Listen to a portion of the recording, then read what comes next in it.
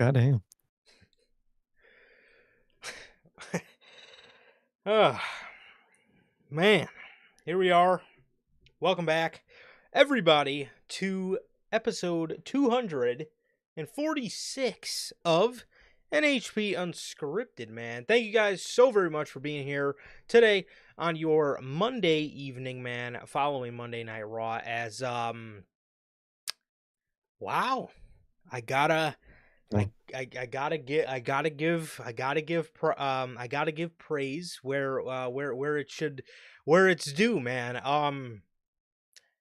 This go home show was better than most of the go home shows we've seen in WWE from the past year, in my opinion. This was a great episode of Monday Night Raw, man. I really enjoyed this episode of Monday Night Raw here tonight, man. How are you feeling about this? Most definitely. I actually really enjoyed tonight. From what I remember, I didn't really dislike anything off the top of my head. Yeah. I thought it was a great night for them. A lot of from segment to segment, match to match. It was a really, really good and really fun night. It was. And by God,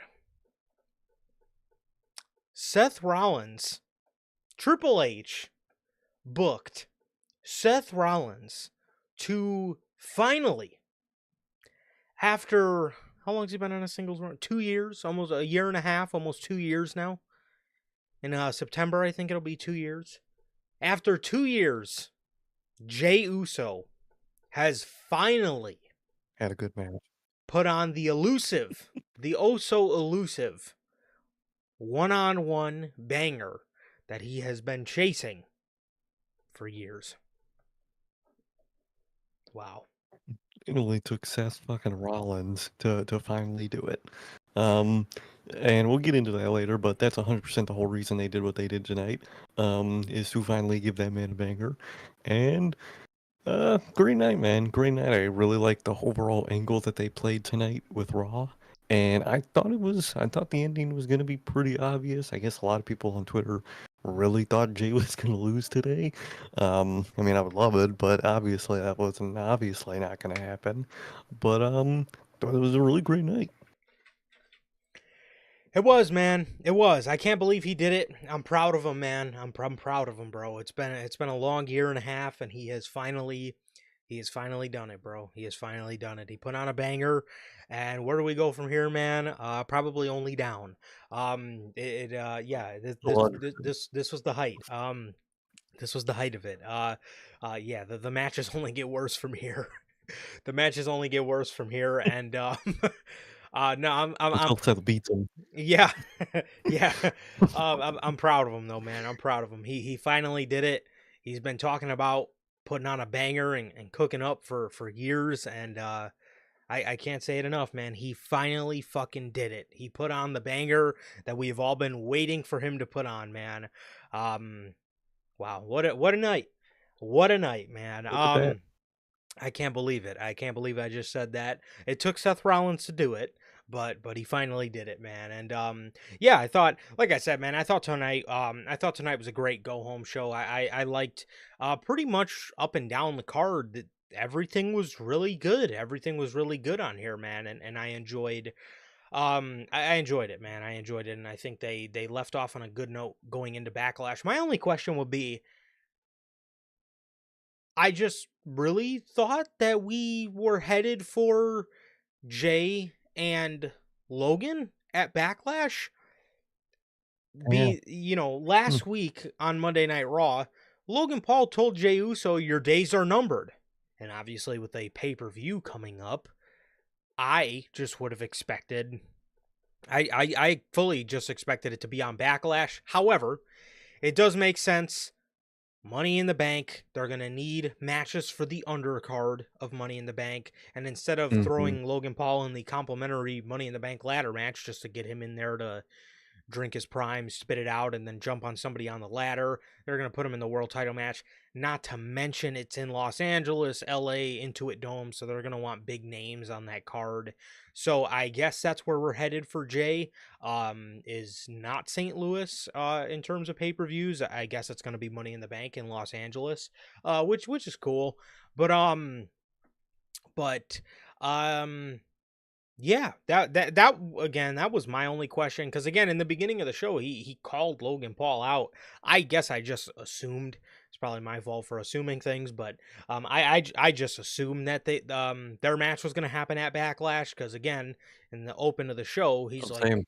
he's like, Logan Paul, I know you're back there, and then we just never seen him, so I guess he wasn't back there after all. But yeah, I mean, it makes sense, I guess, that they would save that for Money in the Bank in Los Angeles, so rather than, Backlash in St. Louis. But yeah, I Mhm. again, man, I thought they left off on a great note here tonight. And yeah, I mean, out of most of their go home shows throughout the year, this one was probably the best one. And I'm saying that because I wholeheartedly don't remember the other ones. Or No. I know for sure I remember the WrestleMania one for all the wrong reasons. I remember it for being ridiculously underwhelming, but for as far as Rumble and Oh, Chamber, no. I don't really remember those at all. So yeah, but so Oh, no.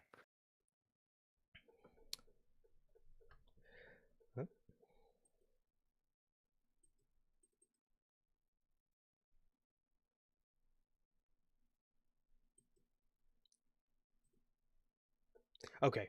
Mm. I thought we were skipping out there. Okay. So with all of that being said, how's everybody doing here today on your Monday's edition of Unscripted, man, after Monday Night Raw? Like I said, for episode 246 of Unscripted, man, how's everybody doing today? Thank you guys for joining us. As always, if this is your first time watching, you guys do not know how the show works. Every Monday, we are on here after Monday Night Raw with NHP Unscripted. Every Friday at 3 p.m. Central, we are on here with the news, and for the pay-per-views for both AEW and WWE, we are live directly after the show goes off the air with the official post-show review. With that being said, you guys can catch us this Saturday for Backlash, and then in 2 weeks for Double or Nothing. But if you guys did miss this past Friday's edition of the news, that is Tribal Vacation. Roman Reigns taking another vacation on top of a bunch of other news stories we had to go over that day, being okay. Here we are. Bunch of other news stories on top of Roman Reigns taking his vacation. SummerSlam 2025 prices. WWE announced Crown Jewel Perth. They announced their Perth takeover for October later in the year. So we went over all that stuff. So if you guys did miss that, that is available for you guys on all platforms. That is Apple Podcasts, Spotify, and if you want to see it first, join us right here live every Friday, like I said, 3 p.m. Central with the news. Also, if you guys have not got a chance to get your hands on some of the official NHP merchandise, you guys can now find this live on the merch shop. That is bonfire.com. Link is at the top of the description of this very video, where you can get this beautiful, beautiful piece of merchandise. Some of the very best in the IWC. Like I said, on bonfire.com. Link is at the top of the description of this very video, man. So with that, if this is your first time watching, guys do not know who we are here at NHP. I am Johnny, one half of the host of this very show. And as for the other half, we got him. He's right here, man. What is going on? Sir K, go ahead. Tell the people, what are you smiling about today?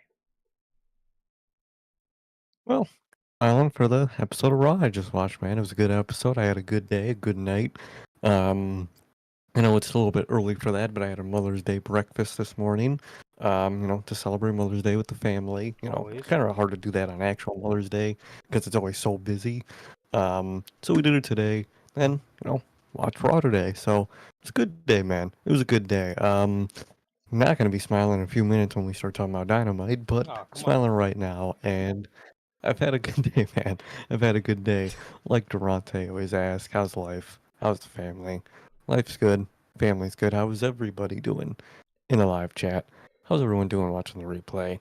What about you, bro? How are you doing? I am doing good, man. I am doing good. Just chilling, dude. Just chilling, honestly, bro. Getting ready for what should be a pretty fun weekend. Backlash coming up, and then Mother's Day right after that. So getting to figure all that stuff out. Got to figure out what I got to figure out times with my OG as well. So hopefully we can get that nailed down. My mom is too. I'm gonna call her out here for a minute.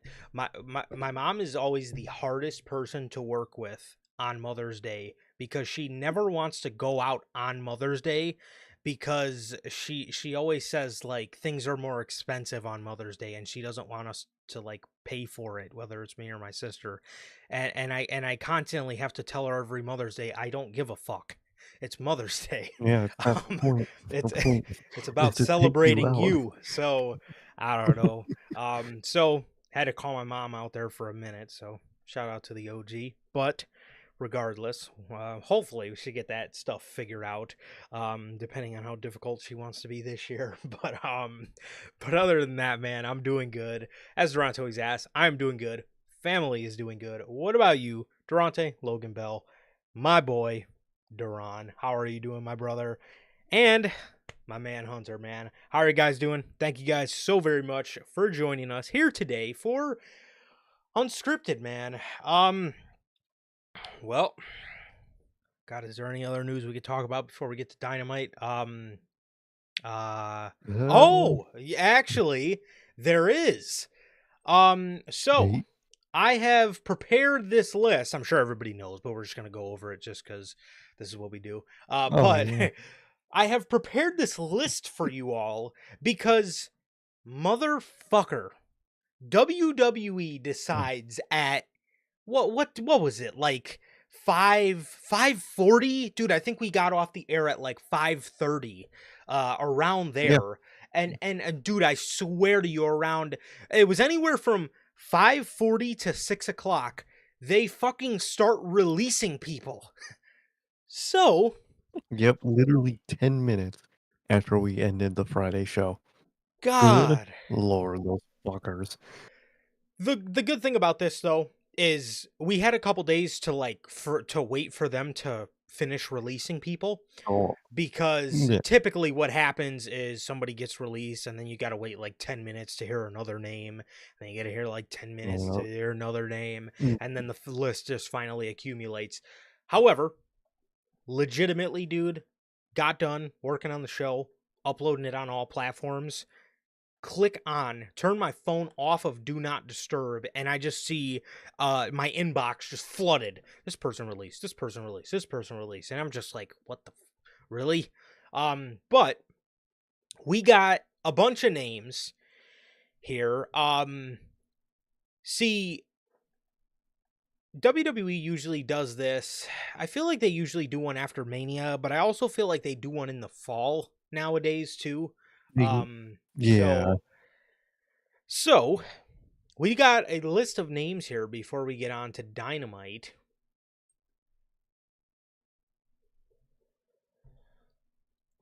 All right. So we got a list here from NXT and from Raw and SmackDown, or main roster. Um, Starting from the top, Braun Strowman,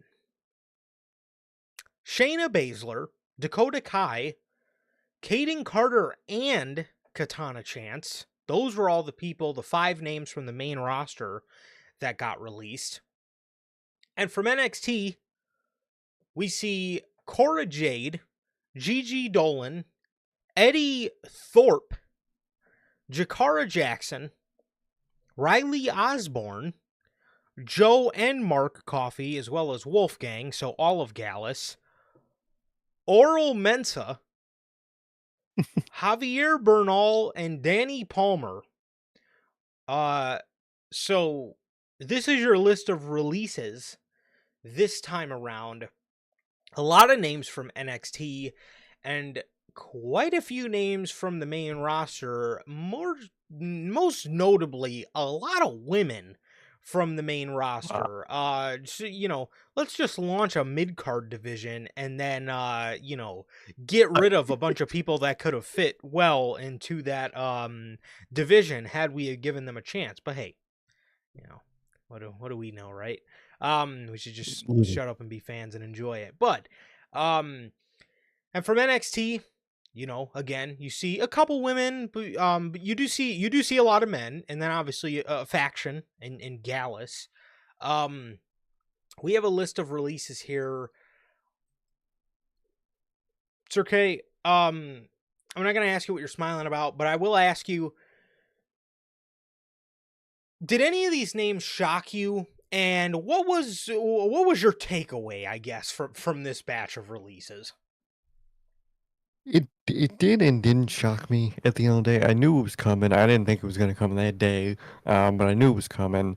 And I think some of the names shocked. The overall direction shocked me because, like we mentioned, there's a lot of like women on that list. When they're the big thing. And this is not me like saying that's what they should have done. Not saying this should have got fired. That not saying that how Twitter gets. Um, but like you if you anything you need space for your singles men, and you release one Braun Strowman, but that shocked me a decent amount. Um, and I'm not saying you should do this, but like, why you can benefit from having the amount of women you have on your roster, especially because you made a mid-card women's division, um, and you don't have a lot of space for the singles men that are going to come into the company.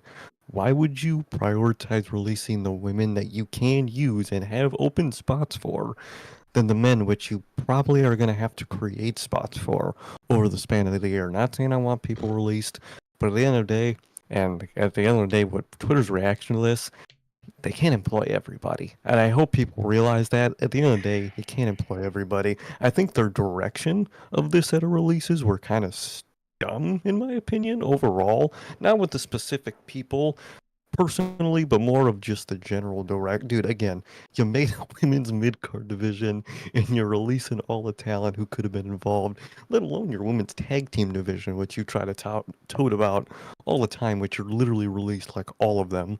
Uh, so there's that, man. It's just some names did shock me, but it was more of just a direction this set of releases took for me, which I would thought would be in a more singles men direction for a lot of these releases, man. Again, not saying I want it or nothing, you know how Twitter goes, but I just thought that would have been the more logical direction from that. At the end of the day, they can't employ all people. But it was just, I mean, it sucks. I think some of them are stupid. I think Dakota Kai was a stupid release. Yeah. I think Shayna Baszler was a dumb release. Braun, at the end of the day, Cross said he was a good soldier. I actually been overall happy with Braun's role lately, so that's Mm-hmm. kind of like, damn. I think he'll be fine. I don't know. I could see him wrestling sparely, but I feel like he's just going to do other random stuff. So I think even he posted about how he's fine with it. It just took a weird direction for me. I didn't think it would have been going in this direction, but at the end of the day, they can't employ everybody. No company can, not WWE, not AEW. You have to let people go at the end of the day, especially when you're making space.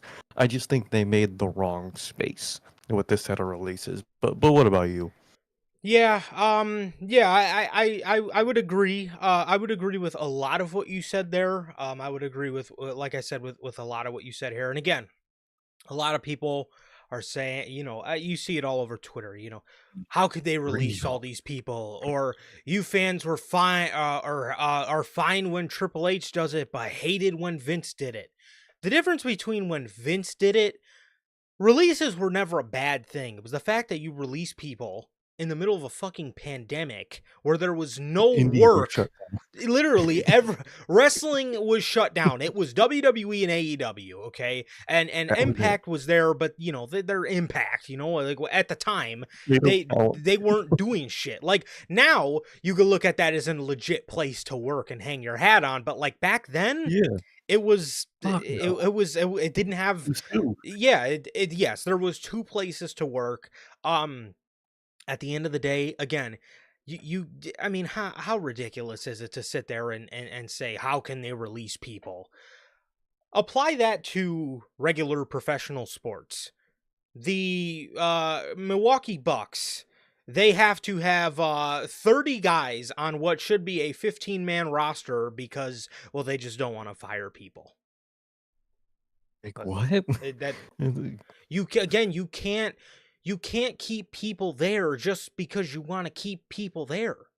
You know, I mean, it's apply this logic to what you guys were saying about Tony Khan, right? If you don't got to Yeah. use them, let them go. WWE didn't want to use half No. these people. So I ask again, was it better for them to sit in WWE and just be in WWE and have a job? Or was it better for WWE to let these people who aren't doing anything go so they can go and find actual work? Again, that's what a lot of people fail to realize is professional wrestling is so healthy right now. They will find work. And if, they're good enough, which a lot of them are good enough, I'm sure they will be back in WWE before you know it. Because a lot of the Mhm. releases, a lot of people they released are fucking great. Mhm. We most notably talked about you spoke about Braun Strowman. You know, Braun, his role since he came back was pretty good. It was pretty good. Now I Mhm. think WWE, took a wrong turn with his booking, but I don't necessarily think they look at that as a wrong turn. I think they look at that as how they wanted to use him because we got to give Braun Strowman his flowers. He's a huge part of Bronson Reed getting over.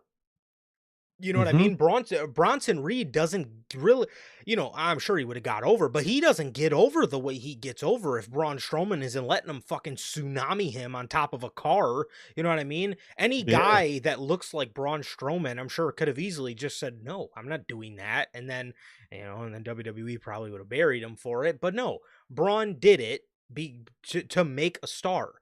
He did it and it succeeded. And Bronson Reed turned out to be a stud. He just did it again with Jacob Fatu.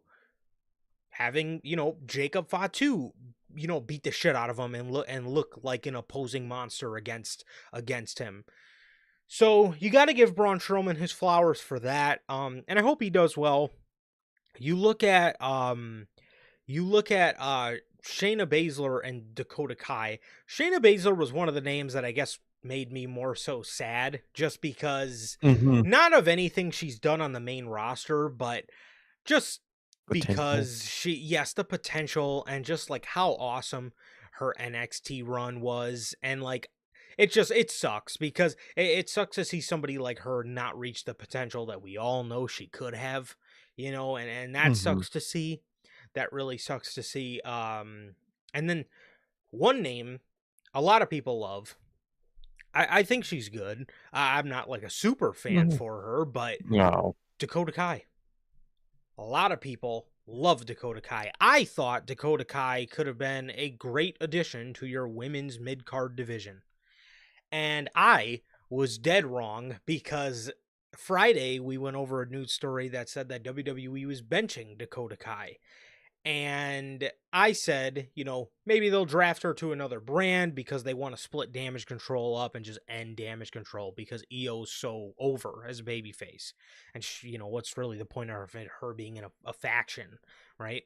Mhm. And then Dakota Kai gets released. So that, again, those two, when I look at Shayna and Dakota, it really just makes me think, man, like, you just shortened up your women's mid card division so hard again, which You maybe they plan on calling a lot of women up. Maybe that is the plan. That'll probably really gut NXT's women's division, but I don't know. But I mean, I just thought though you have two potential really good pieces there for a women's mid card division. And then some of the names from NXT, Gallus, they've been in NXT forever.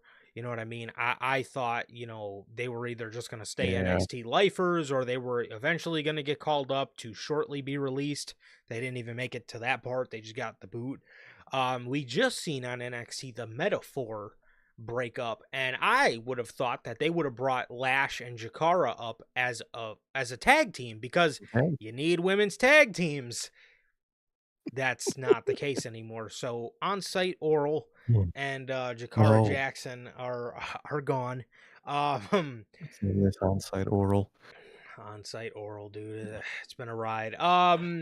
This Yeah, I mean, most of the names from NXT, I could rather see why the company maybe didn't think they were good enough. Yeah. A lot of them weren't really great. I'm sure they can be better if they wanted to, and maybe they will. But yeah, a lot of the names from NXT they released weren't necessarily fantastic.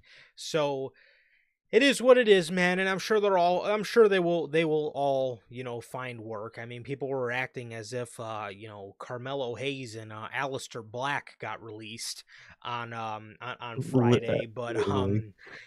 I mean, it is what it is. But to the point Sir K was making, not that I want to see anybody lose their job, but I really thought there was space to be made in the singles men's Singles. division. You know what I mean? Mm-hmm. You can look at a lot of names that haven't done a lick of anything and say, okay, maybe we need to shorten this roster up a little bit and just, kind of cut a little bit of the fat off here. But the one they had in mind was Braun Strowman, and that was it. So, maybe there will be more, but I'm sure there will be more. I don't know how soon, but maybe as soon as the fall. But I just thought, maybe the men's division had a lot of fat to be cut from. Mm-hmm. But yeah, I mean, honestly, not really a too crazy batch of releases. There were some head scratchers in there, but nothing like the Vince era where he was fucking releasing Bray No. Wyatt and he was releasing, all these other Rusev and Buddy Murphy and all these other Aleister Black and just all these fucking great people, Bronson Reed and Keith Lee, all these people getting released. You know what I mean? It's none of these are to that degree where Yeah. you just fall over and are like, holy shit, they left a lot of money on the table, leaving that or taking that guy off the roster. So yeah, but yeah, none of them, none of them, like I said, were really anything that made me, I guess, fall over. Just a couple head scratchers in there too. Oh, and not to mention, Yeah. Kaden and Katana, one of the only legit Only women's thing. tag teams they got, they're gone. What what is Okay. the fucking point of all these titles in the women's division, man? I don't know. You It's literally so obvious they don't care about that division, so why are you creating the titles for a Yeah. division you don't care about, dude? I Yep. don't understand that. Exactly. So that was that. That was that. And that was a list of releases. And now we have The stalled fun part. for as long as stalling could have lasted. I'm talking about like 2 AEW segments. AEW Dynamite. Well, I don't know about that, man. I got some good stuff I think you want to hear about. Want to? I don't know. We'll hear about it and probably laugh. Yes. I'm taking this stuff very seriously, man. Almost as serious as the opener to this show. So, this is your episode of Dynamite from April 30th from Norfolk, Virginia. Fuck. The show opens up with the Young Bucks, Okada, and Ricochet versus Kevin Knight, Mark Briscoe, Speedball, and Kenny Omega.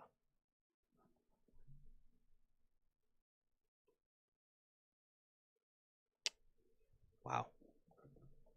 How cool is that? Wow. How cool, man. They got Jack All-Star Perry's game. replacement, This is Ricochet. the I'd rather probably take Ricochet is the craziest fucking part about that. But yeah, that was a well, it opened the show. I can say that. damn right it did, man. This with the story in this match Okay. and with Let's hear the it. compelling nature around Okay. this all-star 8-man tag and just bathing in All-star. story, right? Mm-hmm. Rich story. Bathing. Mm-hmm. Sold out Very crowd. rich. Oh, completely. All All for this fucking match. 3,000 seats. Every Mm-hmm. single one of them. This match ended Okay. Okay. with the Elite and Ricochet defeating the team of babyfaces with a Rainmaker to Mark Briscoe, just to further push the story that they've been telling you between Okada and Mark Briscoe for the better half of 10 years. Mm-hmm.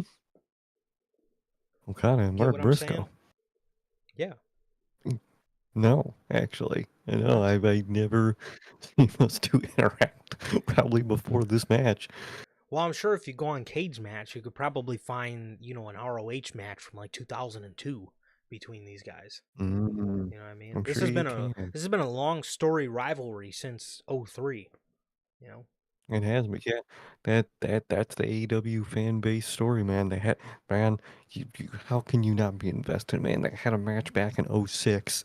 How can you not be excited? Yeah, I don't exactly. know. Maybe because I was fucking 4 years old in 2006. I didn't fucking watch the goddamn match. What are you talking about? Well, to be fair, Half these fans, I think they expect you to watch Keep Up with All Japan from the '90s, but you know, half these fans are our age. They were probably also fucking 4 or 5 years old when that fucking match happened. What? How are you watching these old random ass fucking? How much time do you? How lonely are you that you have that much time to watch that much wrestling? It's just wild to me. I don't have enough. There's not enough time in the world to do anything that much. yeah. Well, maybe for them, I guess. No friends, no girlfriend, no family, just them and They don't four, shower. four, concrete walls and a concrete floor in the basement. With the one little window. Yeah, and That's all I got. they got their bunch of empty fucking 1 liters of Mountain Dew. Fucking computers all stained with fucking chip dust and yeah, and no deodorant in sight. They don't own that. That's it. So this was your open. This was your fucking open Wow. for AEW Dynamite.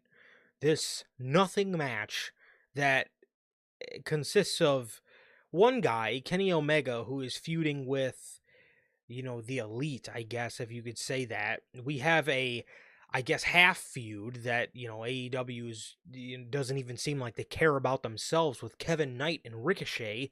And Mark Briscoe and Speedball are just in there. Actually, Mark Briscoe does serve a purpose because whenever Mark Briscoe is in anything AEW related, he's there just to take the pinfall. And that is exactly what he did here tonight. They have Kevin Knight, who they want to push. I use that term loosely because he's going to get lost in the fucking For the next shuffle month. quicker than Woody Hmm. did in Toy Story 2. But then you have Speedball, Mike Bailey, who is, again, just like Kevin Knight, Ready. probably already lost Hmm. in the fucking shuffle. And then you have Mark Briscoe, who's a lost in the shuffle lifer. And then you have Kenny Omega here. And then on the other side of the coin, you have Okada, who they never book. You have Ricochet, who, Actually, has been solid in his AEW run, so don't has know why he's been, been put in this position, but yes. he's allying with the Elite, so I'm okay with Ricochet. How is Ricochet probably the best case out of this match, bro? Well, Ricochet has made a lot better of a situation for himself character wise. Booking wise, Tony Khan refuses to fucking give the guy a win, it Oh, he's seems always here. like. Yes, that's the Hmm. only problem with Ricochet. It's not his fault. Um, No, he's and doing the then best he can. yes. And then you have the Bucks in there. And Matt Jackson and Ricochet. Ricochet kept playing with Matt Jackson's hair the whole match, acting like it was his, there was a spot where they were standing back to back and Ricochet crouched down and put Matt's hair on his head, acting like he had hair. I At this point, just buy a wig, dude, if you want hair that bad. he could. He could. Or he could go the transplant route, so Could be the I mean, case. you gotta have a little something to do with transplant. I don't. I think that's a little too far gone for that man. I'm sorry. Well, he's kind of got the 5 o'clock shadow on the sides and back. Maybe he could take from there. Get a little Hmm, 5 o'clock shadow maybe, going on up top. maybe. So, yes, this match ends with a Rainmaker to Mark Briscoe. Who fucking cares? I mean, I'm sure What a way tomorrow. to open the show.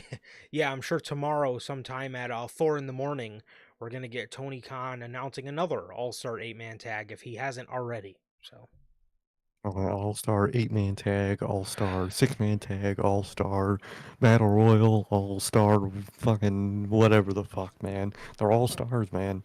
All stars. so the Hurt Syndicate, they see a bunch of jobbers chanting "We hurt people" in the back, AD. and they beat the shit out of them. they they Like the best part of Dude, yes. this segment popped me so hard, bro. How they were like sitting there jiving with them, and then they just started whooping their ass. Fucking hilarious, bro. I love the goddamn Hurt Syndicate. They really are the best part of this fucking show. Oh boy, are they? God.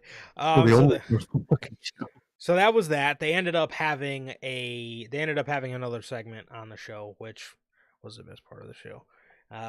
Between Every us. week. But yeah. Every Um week. People are just now catching on to the fact that they carry the show. Meanwhile, me and you've been Oh, saying bro. this for the past 3 weeks that they've been Feels like, carrying the show. dang, fuck, damn near since they fucking debuted, they've been the fucking best part of the show. They came in Yep. when Hangman was still, really hot from that one point. So it was kind of Hangman and then them. And then, obviously AEW does what AEW does and cool people off. And they took that number one spot. Yep. Never Yep. fails. The Ops. Okay. The Ops, Powerhouse Hobbs, Shibata, and Oh, I think you mean the op per Excalibur. yes, the Op. That is correct. Singular.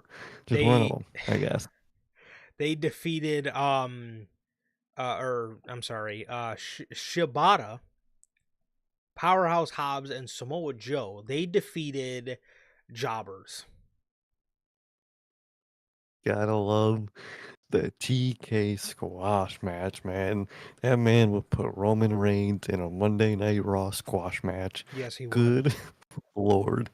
If Tony Khan was booking the show that we got tonight at Monday Night Raw, first of all, Miro would have not been on the show, and second of all, Jey Uso would have faced some random schmuck from Omaha, Nebraska, in a squash match in the main event of the show. Oh, 100%. That's 100% how he would go, man. That man loves putting the best of the best in fucking squash matches. Man put Hangman Page, as hot as he was, in a fucking squash match.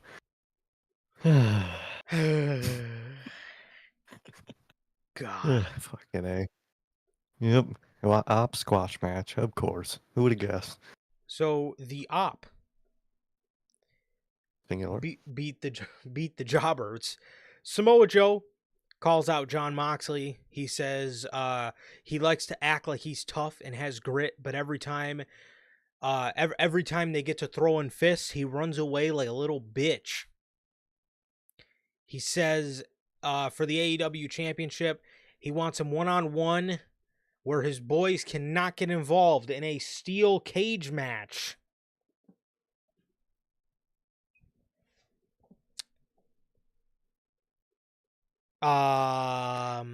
Could we That's exactly. see Death Rider interference in this? Could we see Hook come back? I don't know with his concussion, but Yeah. I mean, there's a faction, there's another faction, and they want a cage match to keep the faction out. Just means the faction is going to come in, climb the cage, or do something with the door if there's a door in this one, rip the and it's door literally off. just going to be Death Riders interfere. Yep, I know exactly what's going to happen. I hate faction related when someone is in a faction and they're feuding with someone and there's a cage match. I love singles one-on-one cage matches, especially in AEW. Those, and I'm sure it's gonna be a dope ass match. But I know exactly how it's gonna end when someone's in a faction and they're in a cage match. I know exactly how that match is gonna end. I hate that's it's one of the most things I hate the most that people book, and that's exactly what's gonna happen. So I mean, again, I'm excited for the match. I'm sure those two are gonna kill it. It's Samoa Joe in a cage. It's gonna be dope. But like, I know exactly how that match is gonna end. Yes. LOL, Death Riders interfere. LOL, John Moxley wins.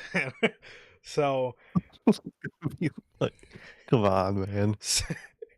so Yeah. that was that. The trios champions get through with their squash match, and then he challenges Samoa Joe, challenges Moxley to a steel cage match, which did get confirmed for Beach Break in Chicago in next week, the 14th Mm. on Dynamite. Christian Cage accepts a match offer for Nick Wayne against Jay Lethal later in the night.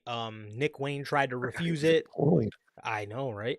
Um, Nick Wayne, Nick Wayne was trying to refuse it because he's about to go to the Best of the Super Juniors tournament. But Christian was like, no, he accepts. So that was that. More teasing for this. This reminds me of just Judgment Day 101. They're going to kick out Christian Cage so he can go team with Cope, and we could get Cope and Christian as a tag team.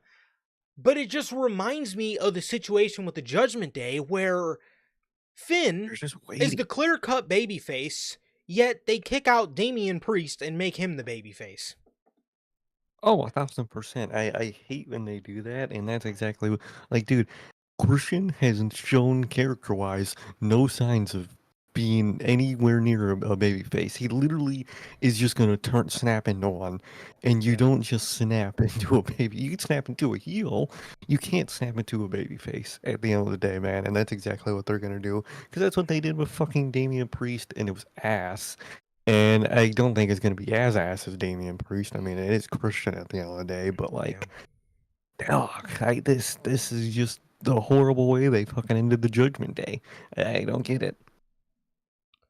Yep. So I don't know how they're gonna try to spin this and tell you that Cage is a babyface, but you know it's gonna happen because You know all it. in Texas we're probably gonna be getting Cope and Christian versus FTR. So I'm sure that's going to be the outcome there. Tony Storm defeated Miyu Yamashita. I think that's the new. I think she's gonna. Isn't she the one that just left Stardom or something? She is one of them. There was her and Thekla. That's what I was thinking about. I guess she just joined another Japan promotion, so I don't think we'll see her in any real company. Or Oh, really? my bad. Yeah, I think I forgot which one it was. I don't even think I've heard of that name to be honest. The place she went and signed to. But I guess she's about to sign to AEW, so good for her. But I mean, Tony just putting Tony Storm in randomness for now, I guess, until a winner at Double or Nothing is placed. Well, this wasn't randomness, man. This was an eliminator match. I hate how he gave those matches a name. That's the worst part. I always hated if said person beats a champion, they get a championship match. I always hated that. It's And I horrible. hate how Tony Khan gave that match an identity. He literally made it a match type. And I hate that so fucking much, The dude. concept is Ugh. just so stupid. I'll fight you in a non-title match, and if you beat me, I'll give you a title match. Why don't you just put the Like, fucking championship up the first time around? It just, and if I'm a champion, and if someone beats me in a non-title match, I don't want to face them because that means they could possibly take my title from me. So why would I want to face them after that? it's Like horrible. for a babyface, okay, you could say, oh, they're babyface, they're willing to fight, whatever. Bro, why would a heel ever fucking do that? I don't get it. It doesn't make any fucking sense. So Mercedes Mercedes comes out to the stage after the match for Toni Storm, or to say something to Toni Storm. She says she is taking her title away from her at All In once she gets through Jamie Hayter. Jamie comes out, punches her in the face. Mercedes falls, gets up, grabs all 87 of her championships, and runs away. As Jamie Hayter and Toni Storm sit on the stage and in the ring, respectively, flipping each other off.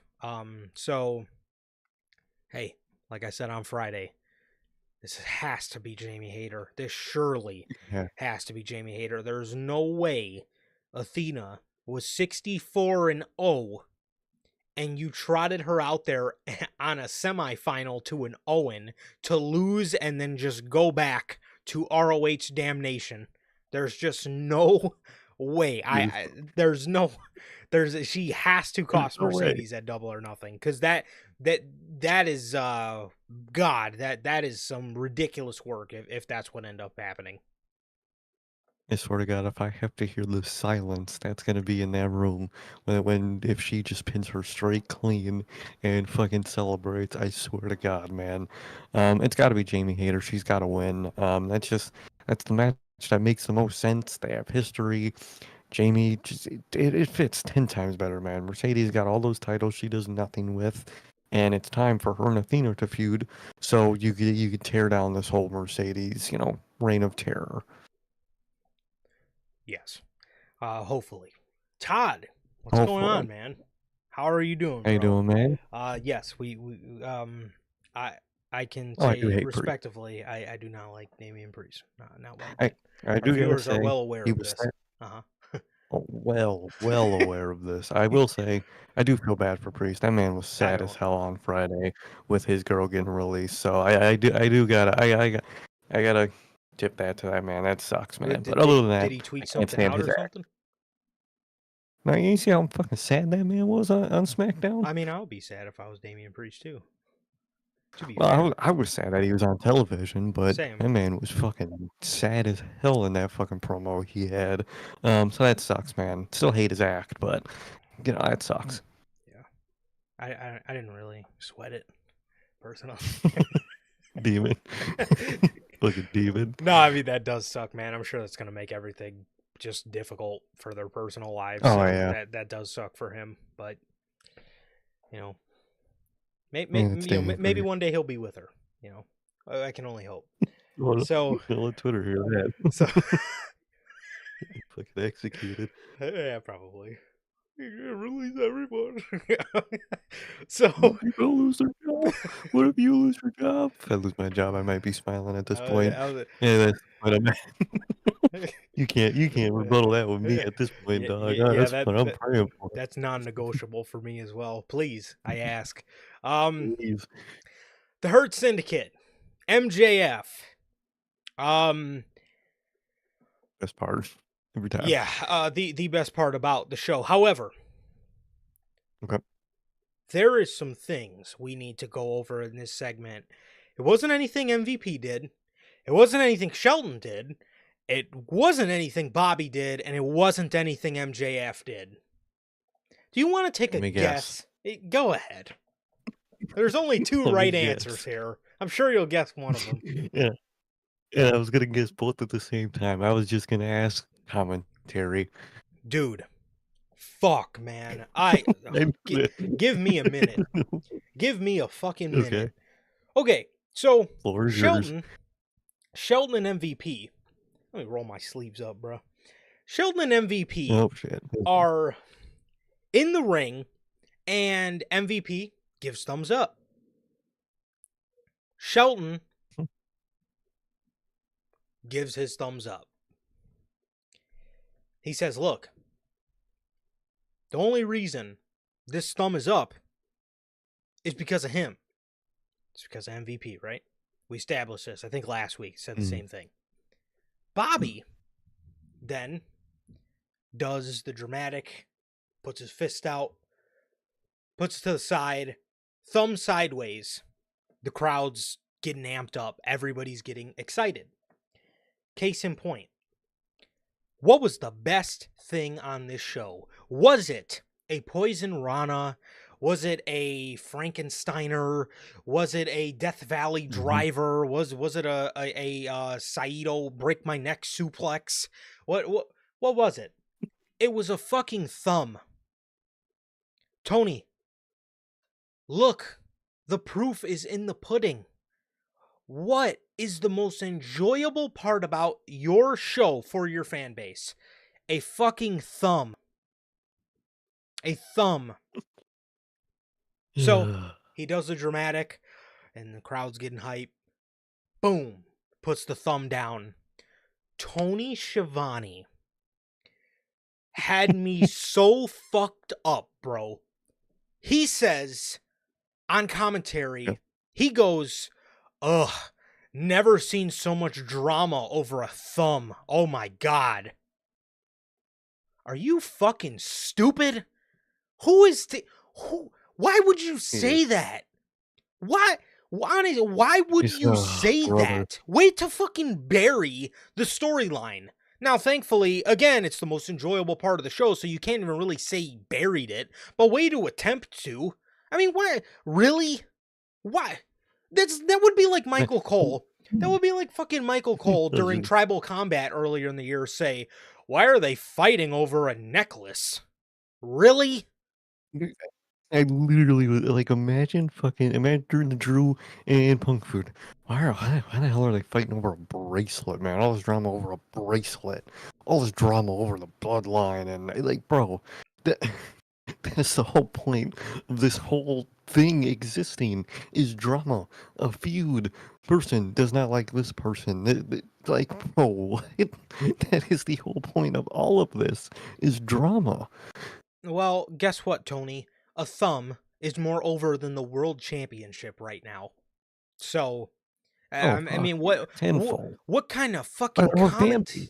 what kind of commentary is that, dude? Really?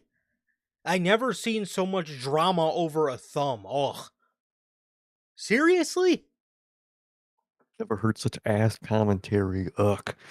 Like, dude, what the fuck are you talking about? Why are you? First of all, why are you talking as much as you do during segments? Second of all, why are you fucking burying the segment?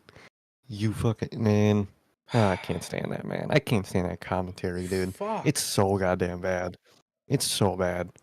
I mean, dude, how long has this guy been doing commentary or just wrestling media in general? It's got to be close to 40 years. And you're saying It's dumb gotta shit be. like that? Nobody's ever taught you not to blatantly bury the segment? That would be like tonight. So Seth Rollins and Jey Uso gets confirmed. That would be like Michael Cole ad-libbing. Match probably isn't going to be that good. Jay fucking sucks. I mean, Yeah, you know, really? it's not me, but but like, you can't say that. Why the fuck would You you, can't say that. dude? Why do you think even heel commentators are not shitting on the baby face? That's what Vince used to have them do, and it sucked. They you can't shit on your talent or your stories. Like, good lord. What the hell, man? I'm. What is that? Sitting there attempting to bury the most over storyline on your product right now. Fucking fantastic idea. Great idea. What a bunch of fucking morons, man. What the fuck? Okay, I'm sorry. I'm back. Here, okay, cool. So, MJF, he gets pissed because Bobby puts his thumb down. He says, "You know what, Bobby? I'm sick of your shit." Mm, He tells Bobby, he says, I give you cars, women, all watches, whatever you want. What is it going to take? You big, bald son of a bitch. Damn. Bobby, Bald people don't like when you say bald. they really don't. Bobby takes his glasses off and grabs MJF by the jaw, throws him into the corner of the ring. And you could hear him tell MJF, "We hurt people. You want to impress me? Hurt somebody." MJF's putting over Bobby Lashley. He's not sitting there, I'm not scared of you, Bobby. something that Tony Schiavone would probably say. MJF says he's selling the shit out of it. He's selling him. Please let me go. Please let me go. Please let me go. I'm sorry. Bobby let him go, and he walks away pissed as the other guys kind of got to sway him to the back so they can continue this fight in the back. So I guess in an attempt of damage control, yet one of the worst lines Tony Schiavone has in his arsenal, the segment is over, and he gives his classic, "Wow, what a moment." Dude, get the fuck off the booth, bro. Get out of here, dude. Every time that man says, what a dynamite moment, what a moment, every time after that moment, it has one of those moments ever been in our moment of the year? No. But he just says that shit. He just shills the company, and after literally everything 24 said, what a moment, what a match you're gonna remember forever, and what a moment you're, dude. It's fucking like, dude, just shut up. If the moment is a moment, it'll speak for itself. Yes. It's like we talk about it all the time, but like Kofi Mania. When they're sitting there the whole time saying, "This is a WrestleMania moment," just shut up. Just shut up. Let the moment be the moment. Yeah. God. Imagine at the end of Sinners, you just get Michael B. Jordan just pointing the camera. That was a fucking movie, wasn't it, right? Good ass movie. Yeah. Like, no, you. Ryan Coogler's in the post-credit scene. He's like, "Hey, that was a hell of a movie, wasn't it?" Like, dude, what? Come on, bro. Just let great stuff be great stuff. It'll make itself a moment. Good Lord, I hate that they fucking do that, dude. I hate that. We could be watching a match like the next match. Jay Lethal versus Nick Wayne, and this motherfucker Tony Schiavone will be sitting on commentary talking about how this match is gonna forever live in the annals of AEW history. Like what? Like what? What? You didn't even live in the annals of the fucking of your memory later that night, bro. I What didn't even remember this match about? happened. Come unscripted. Like what? No, I didn't think Dynamite had been coming unscripted actually, but that's kind of the fucking point here. You're saying all these, this is a moment, blah blah, this is a moment. You're saying it because you're not making moments, so you have to try to say, oh, we're making moments when if you were, they would just happen, and they're not just happening at the end of the day. Yeah, not at all. God. Okay. So, the next match, speaking of the segment, minus Tony Schiavone attempting to bury what is their, in my opinion, best storyline at the moment.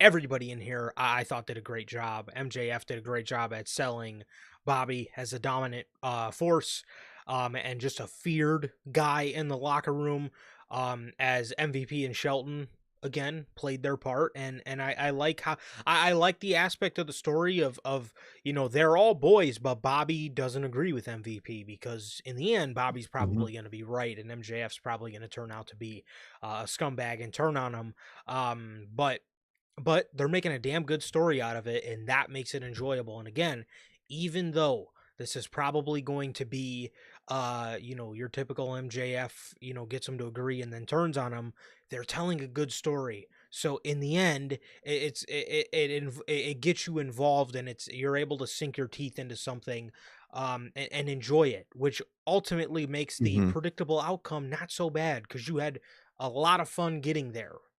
So exactly, predictable isn't always bad. It gets to a point when certain times when you could say, oh, the only thing that could happen is this. Usually it's predictable because that's the right way to go.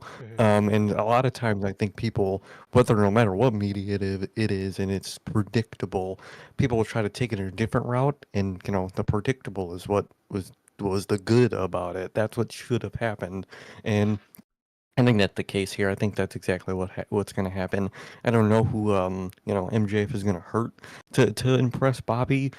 only person I could really think off the top of my head is maybe Hangman at Double or Nothing. You know, he's had all that stint with Hangman. Maybe he, takes that moment to impress Bobby by hurting Hangman, and that's the person he targets. Maybe it is the Hurt Business themselves. Maybe that, reveal happens sooner than, we thought. But I don't know. But overall, whatever happens, I'm going to be intrigued because I like what they've been putting on so far. I liked what they've been doing with MJF. I love what they've been doing with the Hurt Syndicate. And I'm interested in the story they're telling. Absolutely.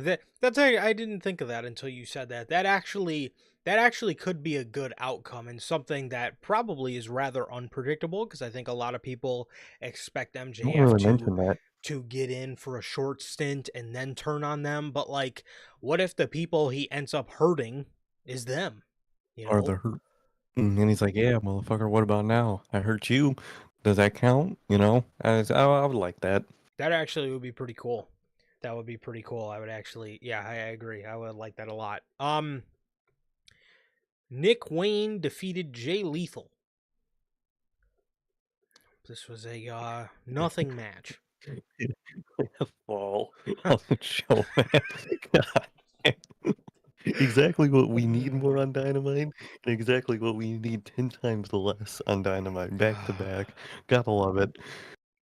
Man. In the main event, we got a banger match Good? between Adam Page and Kyle Fletcher. This was very good. This was the Oh, yeah, we did. semi-final to the Owen. This was great. This was great, man. As it should be. With Adam Page and Kyle Fletcher in there. The commentators did try selling this as, this could go both ways. We could get Hangman versus Osprey, or we could get Fletcher and Osprey again. I mean, You could have. yeah, I I mean, wouldn't. I wouldn't have been mad at the actually, it's crazy to say this. I probably wouldn't have been mad if Fletcher won. I would have been mad if Hangman lost, if that makes sense. mhm, But I wouldn't be mad that Fletcher won. At the end of the day, I was proven wrong. I do like Fletcher as a singles same. nowadays. I wish they had a better direction for the fucking guy instead of the Don Callis family. But that's a whole different fucking can of worms. And I think we got into last week actually. But yeah, it was a good ass match, man. Good ass main Yes. event. It took it took a second for me to warm up to Mhm. Fletcher as a singles. Same. Coming on here It was just a burying the guy stupid every start. week. Um, I mean, coming. they had the man yelling Davis head on live television. That did not help it for me. That's it definitely, yeah. Eh, He's gotten a lot better as a promo. And honestly, Yeah, in the beginning, I think the reason I didn't like him too much was I just thought he was a rather annoying promo. I thought he just sounded yeah. annoying. But honestly, dude, ever since he did, shave his head and like change up the look, he looks great. I fuck with it. His Mhm. he looks great. Physically, he has a great physique, and he has like a nice attire. You know what I mean? His gear is always really nice. He looks the part. He looks the part. He He does, does. and I like. I overall have just really warmed up to Fletcher as a singles, and not to Mm. mention, I can almost guarantee you what he's doing now as a singles would have been better than what AEW would have had Aussie Open doing right now. Um, Exactly. you know what I At the mean? end of the day, yeah, they've just been lost in the tag team shuffle. That is, I don't know how you get lost in a tag team shuffle when you have damn near no tag teams, but no company can get tag teams right nowadays. So Yeah, and he's proven time and time again that he is a ridiculously good singles performer. You know, he is. He is. he's He can put on a good match. God. Hmm. Yeah. I mean, at the last three pay-per-views that AEW has had, actually four. He even had a decent match at the shit show that was Dynasty. But you look at Full Gear with Osprey, World's End with Osprey, uh, what was the other one? Revolution with Osprey was just fucking bonkers.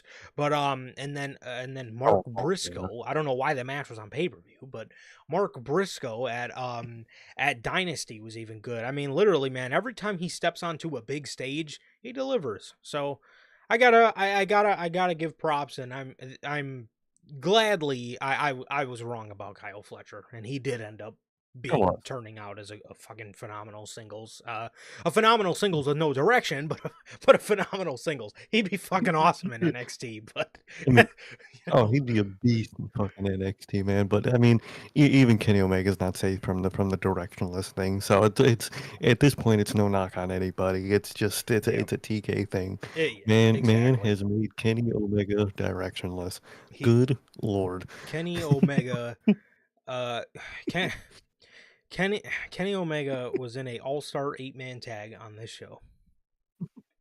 Wonderful. Good And lord. Tony is just so bad at making it not look obvious that you are just having him sit dormant until we get to Okada at All In. Kenny Omega is Oh, basically it going is. to be useless until July. He literally has him in a fucking cryopod until July, dude. It's you Fuck. can't make it more obvious. At this point, you should have returned him more close to now than when you did. At this Yeah. point, Yeah. Agreed. So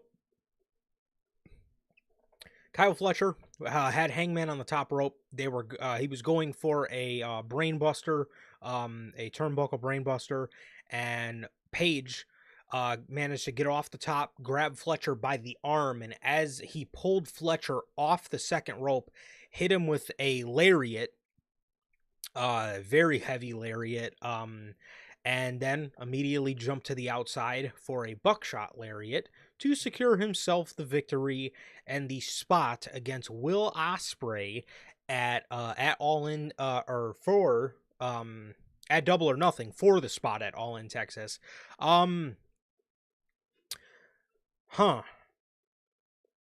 That that one is one I fully expect Ospreay to win, but I don't think be so. shocked, I guess, if it doesn't go the other way. You know what I mean? That one's probably like Yeah, a, you know, uh, um 60-40, maybe yeah, 70-30 for me. yeah, I definitely. would say. I think Will Ospreay will win that, and I wouldn't be shocked nor mad if Hangman won. It can go either way, but I think it's a little more likely that it's Ospreay. 100%. Yeah. I mean, the only reason I say that is because obviously it's Adam Page, he's a cowboy, they're in Texas, so you ultimately can't rule Hmm. out the possibility, but I overall do expect it to go to Will Ospreay. But Adam Page versus Will Ospreay. Come on, bro. Come That's on. gonna be fire. That's gonna be a That real fire. that Not that sure what the rest of the card's gonna look like, but that shit's gonna be fire. that is going to be nuts. That is possibly a another show saver for AEW. Oh, probably. I'm excited for that. But hmm And yeah, that's pretty much everything for Dynamite, man. pretty much. Did they even announce anything for this week so far? I don't think I've literally seen anything for Dynamite. And I think they said, I think I saw people tweeting that right after Dynamite, they showed nothing for this week's Dynamite last week for Dynamite. I was like, wow, they really just have no direction Remember for when their Tony weekly television. remember when Tony would rag on Vince for not booking the show, Heavy having anything weeks. ready? Mhm. And now it's him. Literally, he's literally booking wise Vince McMahon to a fucking T nowadays, dude. It's so unfortunate to see it, but it is hilarious at the same time, dude. We talk about Collision. Uh oh my god. We do have matches announced for next week. Oh no, what are they? I'm scared. Let me guess. One of them's an all-star something match. Uh sort of. It's not called that, Oh, but sort of. but it's one Yeah, of pretty those. much. It's one of those. Jamie Hayter sit down interview with Renee. Samoa Joe What? versus Claudio. What? Okay. And the one that's going to pop you is the Young Bucks and Ricochet versus Mark Briscoe, Speedball, and Swerve. Swerve? What the fuck is Swerve in that? this match. Fuck. Oh, I'm sure it's to try. I'm assuming they're gonna start to build anarchy in the arena. I hope, hopefully. Yeah, maybe. I'm assuming Swerve's gonna be in there on the babyface side. I don't fucking know at this point, dude. Good lord, man. What the fuck? What is Dynamite? It's hilarious. Yep. So that was Dynamite. That was Dynamite. A rather, minus the main event match and then the Hurt Syndicate stuff, a rather forgettable show. So, That's usually what Dynamite. At this point, Dynamite's not even bad. It's just nothing for the most part. That might be worse. fluff. Yes. Very true. So, and now for an official word from our sponsor here at the Notorious Heels podcast, man, W Energy. W Energy is an energy drink loaded with vitamins and nootropics, formulated to improve focus without getting the jitters. W is a clean formula that is sugar-free, 0-calorie, free from fillers and artificial colorings, with 150 milligrams of caffeine per serving. You can get your W products today with the link below and code NHP at checkout to save yourselves 10% on your next W purchase. As always, shout out and big thank you to the people over at W Energy. Truly, always got to shout out and thank Dubby, whether it's workout, staying up for whatever all-star whatever match is going to be on Dynamite every week. Try Dubby. It'll taste good. You won't have the jitters, and I reiterate, it'll taste good all at the same time. Absolutely. So one last time, man, thank you to the official sponsor of what we do here at NHP. Once again, thank you as always to W Energy. So, look, man, I got the SmackDown logo up on the screen, but to be honest with you guys, bro, other than Aleister Black having his first match back against The Miz. I don't know why, dude. When he initially got released, my brain was perfectly back to like Aleister Black, but now that he's debuted, I keep calling him Malachi Black for some reason. But it's so weird. It is. It is. Because I don't get it, man. Because I remember when he first went to AEW, I did the same thing. I kept fucking calling him Aleister Black. It took me a minute to get used to Malachi Black, but like, of course, now that he's this is one thing that sucks about being a wrestling fan is when you have to adjust to new names. It's like I wish these people could just keep their names, dude. And sometimes it's worse when it's like such a similar name because it just throws you off so much, dude. Malachi, Aleister, same last name still. It just throws me off, man. But he had a really good match, and The Miz was selling his ass off, man. The Miz had a great match, or a really good match. I'll give him that, man. Wow. That was one of the only compliments I've ever heard you give the man. Wow. If I'm being honest, dude, after Jey had a horrible match with Gunther, and I look back and I remembered The Miz actually had a really shockingly good match with Gunther. And after, I watched the match on Friday, Miz is a really good seller for people. He can make people look really good. I realized that. Something I never really realized before. Wow. He can make people look really good. I'm shocked. I know. I'm praising the fucking Miz, dude. What happened? Fucking new year, new me, I guess. Fuck. I am shocked. I can't believe this motherfucker said the other day the Miz is a first ballot Hall of Famer. I don't know what's going on with him lately. Maybe this is what he's smiling about, man. He's gonna be. I know he will be. He is a perfect example of being a good soldier pays off, and true. I guess it does. At the end of the day, man. Even though it doesn't Grand work. Slam champion twice. Can't remember really happened, but had a absolutely the greatest episode of Talking Smack ever, which was a great show. Great show. I missed that show. There was a lot of great episodes. He had the best episode for sure. He did have the best, and it was already a really cool and really interesting show, man. Loved Now it. those talk shows are the most Oh my, corporate slop ever. yeah, It's fucking pointless. I don't even know why they do it anymore, man. Same with their fucking media scrums. But yeah, dude, Talking Smack used to be the shit, dude. man, That shit was fire. dude, just the unpredictable nature of Talking Smack was just once WWE found Great. out that Talking Smack was cool, People like it it. was donezo. Mhm. It was over. Yep, it was 'cause it was cool because they didn't give a shit about it, so Yeah. whatever someone really did, the fans caught on, the company was like, "Okay," and then they said something on a talk show, who cares? But like you said, once the company caught on, it's, "Oh, people like this thing, let's put our eyes on it," and that's what kills that type of shit, man. That's 100. what happened to the media scrums. They Yes. put their eyes really on those media scrums. They're like, "You know what?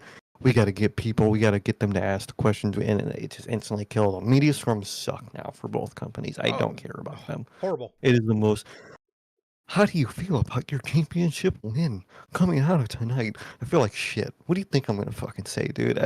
Or dude, the fucking Waffle House guy. Oh, that dude Oh, irritates my goddamn soul. We should order it fucking your mom. That's my fucking order at Waffle House, dude. Oh, I can't stand that guy. what is Media your scrums suck now, dude. They what do. is your Waffle House order? This is what the fuck we're asking people. What's your Waffle House order? I hate that guy so fucking much, man. Dude, yes, media scrums, dude, back in the early day of AEW, they were I know. so cool. They were I awesome. know. They were awesome, man. And then Mhm. once Triple H took over, then they started doing their version, the press conference. A little more corny with like entrance themes involved and like, you know, a little bit, but at least the It's earlier yeah. ones, they were kind of cool. Like when you would see Roman on there and Roman was just his unfiltered self, just fucking Oh, telling people to awesome, get dude. out and just being himself and just kind of just going with the vibe of the whole thing. It was And cool. those the WWE ones died I forgot what the question was, and I forgot who asked it. Whatever question that Paul Heyman and fucking Triple H got pissed at them for, that's the moment they died, and they realized they needed Oh, to get stupid fucking people to ask dumb questions. I don't remember the question, but I remember that happened, and ever since then they've is been the asked. bloodline story going on too long? Yep, that was the fucking question That that was they the got question. fucking livid at. Mhm. Paul Heyman just started burying the dude about what was he saying? Like um What? he told him something along the lines of like um you know, I've had if I had anybody in the business who knows a damn tell me it's going on too long, then it's going on too long. But you know, he basically Are just said I you don't really fucking care to listen to what anybody has to say. Um, which you know, if that's how you feel, that's fine. But like, don't get mad at the guy for asking the question. He's bringing to you a scenario that's valid. Because I remember I never felt that way, but there were a lot of people at the time that did feel that I way. did So feel that. just to bring Yeah, it as to their attention, just to see what they say. I mean, really. I mean, just to yell at the guy for to get that. I pissed mean, yeah. Um, and probably shadow ban the dude from the fucking thing. It sucks, dude, because those things suck now. Yeah, but nowadays the coolest part of like the WWE post shows is the little panel that like Big E's usually at and like Wade Barrett. Yeah. But like the Mhm. press conference part itself, it's just So fucking lame. they've watered the people that come to those down so much. It's not even real media. It's you know what again, why do we keep inviting a guy who's fucking showing up to ask people what their Waffle House order is? Like, huh? Like, Oh, I hate that shit, dude. And then every highest gate, I don't fucking care, dude. I don't care. yeah, it's you have the highest gates because you're charging 30 grand per ticket. That's why you're at your highest gate. I mean that's you're scamming people. Alleged essentially that's what you are admitting to Yeah, everybody is you're we have scamming. the highest gate because we fucking scammed everybody out of their fucking boots. So yeah. How did we get on this topic? What were we talking about? Fucking smacking the Miz. Yeah, because I mentioned the Miz from SmackDown. This man Sir K. I don't know what he's been on lately. I half the time I don't know what he's on, but I especially don't know what he's on lately. He's been praising the Miz, man. I don't. This is nuts. Crazy. What This is world do we nuts. fucking live in? Um, honestly, dude, I can't afford. on SmackDown, we did get the Fatal 4-Way confirmed. There was a pretty cool segment with Nick Aldis, Solo, and Jacob, where Nick presented the idea of a triple threat to Solo, um, for or he presented a triple threat idea to Jacob with Jacob, Drew, Jacob, LA, and Damian Priest, and then Solo blurted out, "Wait a minute, Drew McIntyre won the number one contender match." So Nick Aldis was like, "Oh, okay. Well, you gave me an even better idea. It's not going to be a triple threat. It's going to be a fatal 4-way. You're going to face Damian, mid-card Priest, LA Knight, and Drew McIntyre in a fatal 4-way match." And then Solo said to Nick, "Why why are you trying to screw over Jacob?"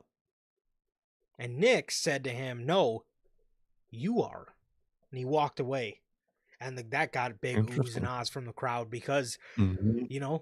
Solo definitely played the kid in the classroom that reminded the teacher that they have a test. So that He was did. He did. that was the role he played for that segment, and I thought it was brilliant. I thought that was a great way to, because yeah, I mean Drew did win the number one contender match. Yeah, So if Solo he wouldn't have did. brought it to his attention, then Jacob would have a 33% Right. chance of winning the match. Now he has a 25. So Exactly. interesting. Well, he is a genetic freak, so he might have an advantage, but True. that's a whole different scenario. But yeah, man, I did really enjoy that segment. I thought it was funny and very interesting at the same time. For sure. Um, Fucking SmackDown, 3 hours. We got like two things to talk about. dude, I I can't wait for them to go back to fucking 2 hours, dude. yes, Ugh. June cannot come soon enough. So, I remember Bro, we I'm heard telling you. sometime in June, but it actually is the first SmackDown in June. So they're getting rid of that as soon as possible. Um, who do I think is winning that? Mm. Jacob for sure, for sure. Oh yeah, I think yeah, Jacob's gonna retain, dude. I think it's pretty obvious That might Solo be and the match of Jacob the are gonna show. end up feuding. And probably. I from the rest of the show, I'm sure. I mean, yeah, that'll definitely be the match. I think of the night. Yeah, I'm predicting. Byron Cutler. What up, man? Thank you for joining us, What's bro. up, man? He says he has Sammy for next year's Rumble. Same. I actually have the same. Same. I have Sammy for next year's Rumble as well. So, I fucking um, hope so. Dude. Even tonight, dude, I get so scared when he's around Jay right now, dude. dude, you Cause ain't lying, bro. it just scares me, dude. Cause you can't be dumb enough to turn him heel, dude. Cause he's got a babyface win the Royal Rumble next year, man. He has to. And he has to be a babyface. He has to. He absolutely has to. There's no way he wins a first world championship as a heel. No, don't even attempt it. And Um, exactly. so, uh, Aleister Black puts down the Miz with a black mass. I think I mentioned it last week, but it's great to hear Black Mass again. Um, I didn't love the end. God, I hated that name, dude. The End. How fucking what is that? um, regardless, They would always say uh, it so ass too. That was the worst they part. would always Oh try my to god, get like the end. demented, or like the end. Like, dude, The please. Like, okay. I get it. He's a dark guy. I get it. But great showcase for Aleister Black. Yes, and the Miz did do a great job at selling for him. You mentioned how the Miz is great at putting people over. Miz is great at putting people over. He's good at selling, but man, if you look at Mhm. like some of the work he did with Karrion Kross, just like getting Karrion over as like just an intimidating guy, Yeah, he did good work. exactly. He can really like help people like get momentum and get over and look better just in general, dude. And he's good at that, man. He did put I Carmelo mean, Hayes a in lot of the people. greatest tag team of all time too. So he I'll did. have to see how that all ends. If that shit ends with with Hayes looking good, god damn it, I gotta give the man his praises because right now, Asim is evil. It's still just evil, dude. Fuck. But Mellow don't Asim. Miz. It's the way he says it too. Oz Asim. him. Love it. Fuck. Love it. Oh, Great stuff. that is diabolical, man. Pretty awesome. Pretty awesome stuff. Um, Mm. so yeah, I honestly not really too much at all. Yeah, this was 3 hours of pretty much just a Nothing. waste, man. It was. Naomi, even the 2.5 hours would make a big difference on this show. You know what I mean? But like the three I think hour, ooh, it is rough, man. It is rough. it's really rough. Mm-hmm. Especially because Um, they haven't moved the rosters, and I don't think yes. they'll move it until after they're back to 2 hours. Ugh, So dude, it's so fucked. It's so rough, dude. yeah. Very, very bad.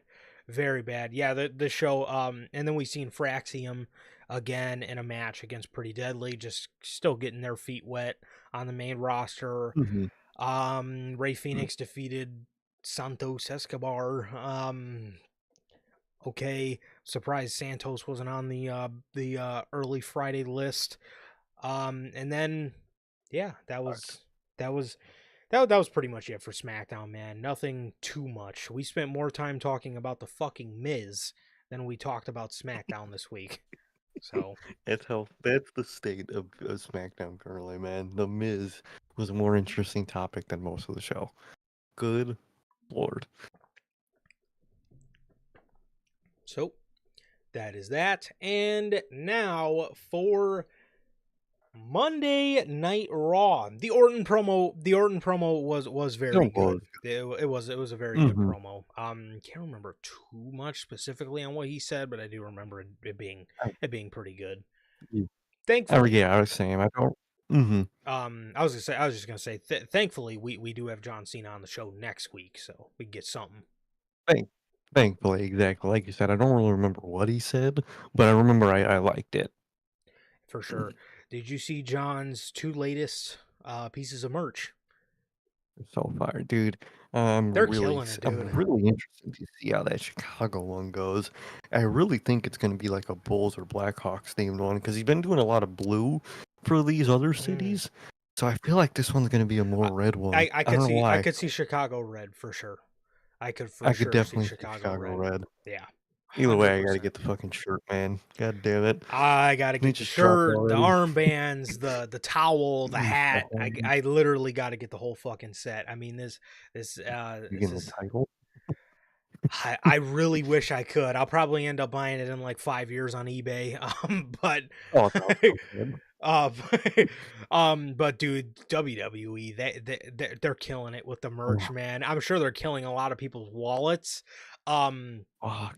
I mean, they're But good at that, obviously. they are It's very good at TKO. that. Yeah, they're incredibly good at that. But yeah, I think for St. Louis he's doing St. Louis Blues. So blue and yellow and white, and then for the next week SmackDown in Dayton, Ohio, he's doing gray, which is very Ooh, cool. It's like gray with the very, secondary of red. And then very dope. white is the accent color. So um pretty awesome, dude. Pretty awesome. I can't lie. I cannot lie. Hmm. Yes, that is that will probably be Yeah. the only show we'll Well, be attending this year in the year of 2025 oh, is the John Cena whatever Cena's last Raw episode. last stop in Chicago. Gonna be Hmm. crazy. Gonna be So fucking crazy. I don't think we're getting a pay-per-view this year. I really don't think so. I think it'll just be a Raw for us. I'm sure. Yeah, I'm So sure it'll be a I SmackDown for sure or Raw. Oh yeah, SmackDown or whichever was seen as last Chicago episode of television will be at. But Because I really don't think we're getting a pay. the cool thing about that is obviously they advertise him for the show, and they put his merch up, so for sure he's gonna They be do, there so like a he'll week be there. before. So yeah. Exactly. So yeah, gotta see it, bro. Gotta see it. Yeah, too. So actually, we better be counting our blessings. We don't get a pay-per-view with these prices. So I'm gonna take my Raw or SmackDown and move on. So I was low-key okay with that shit this year. you are not lying. Yeah, you are not lying. So if it ends up being a Raw, honestly, you guys could maybe be looking at like a Tuesday afternoon unscripted or something like that. You very could be. Probably. Don't Yeah, be shocked if that would be the case, because that definitely. would be kind of. Imagine attending Raw, John Cena's last time on Chicago, and we got to talk about Dynamite first. Fuck. Yeah, we got to do it the next morning, bro. We gotta do it the next. So, yeah, and then obviously if it is a SmackDown, we'll probably just be live around like noon or something Probably. normal. So, but yes, we definitely. That is the plan, Hunter. That is the plan. We will be going to the last time is now for Chicago. So We will. Exactly. God, We will be going. man, it's gonna be. Ooh, I don't even want to think about it, bro. It's gonna be fucking sad. It's gonna be fun. It's gonna be sad. So I hope it's a Raw, dude. I hope so. I hope it's a Raw. It really, because if it's SmackDown, we're going for John Cena, and at the end we're going for John Cena. We're going for but if it's Raw, we also. I don't know about that, but bit out in the ring. Like, actually, that'd be funny to see. But like at the end of the day, we're going for Cena. But if it's a Raw, we also get to see our live Raw. And if it's a SmackDown, yeah. But if it's a SmackDown, it's for John Cena. That'll be really it, probably. Yeah, well, we'll get to see Fatu. Yeah, we'll get to see Fatu. And we'll get to see Aleister Black. There you go. Hopefully. All right, man. So yeah. Monday Night Raw from Omaha, Nebraska. The opening segment, Jey Uso comes out here and he calls out Logan Paul. He says, Logan, get out here. I know you're in the back. We then hear, ladies and gentlemen, from Paul Heyman. Oh, yeah. He comes walking out there and he tells Jey, he comes walking out there and he gets in the ring. Before he can say anything, Jey says to him that he has a lot of balls to step in the ring with him after what he did to their family. He says, I always see through you. I've always seen through you. And I even told Roman, and I also even told CM Punk to watch out for you. Paul says, Jey, are you really one to give lectures about betraying our tribal chief? Damn. Okay, got his ass there. He really did. He says, my best friend put me in a position where I would absolutely, positively, 100% guaranteed sabotage my relationship with my tribal chief. He says, and all I had was a dream with my best friend, CM Punk, while Roman Reigns was still playing high school football. He says, I just wanted to be in my best friend's corner and watch him overcome all of the adversity. But what did Roman think I was going to do? What did Roman think I was going to do? Sell his secrets? Why would I do that after I spent the last 5 years building the bloodline? He says, I found a stray big dog on the island of irrelevancy, and I turned him into the tribal chief that ruled over WWE for 1,316 days until he blew it, and then he disappeared. He goes back to being the big dog licking his big wounds, and he left me with Solo and Jacob and those Tongans. And they put me through a table at MSG, and it almost ended my 40-year career. And he didn't even come back to avenge me. He came back for his freaking Ulafala. But no, I couldn't help my best friend live out his dreams, but it's always me. I'm the liar. I'm the betrayer. I'm the double crosser.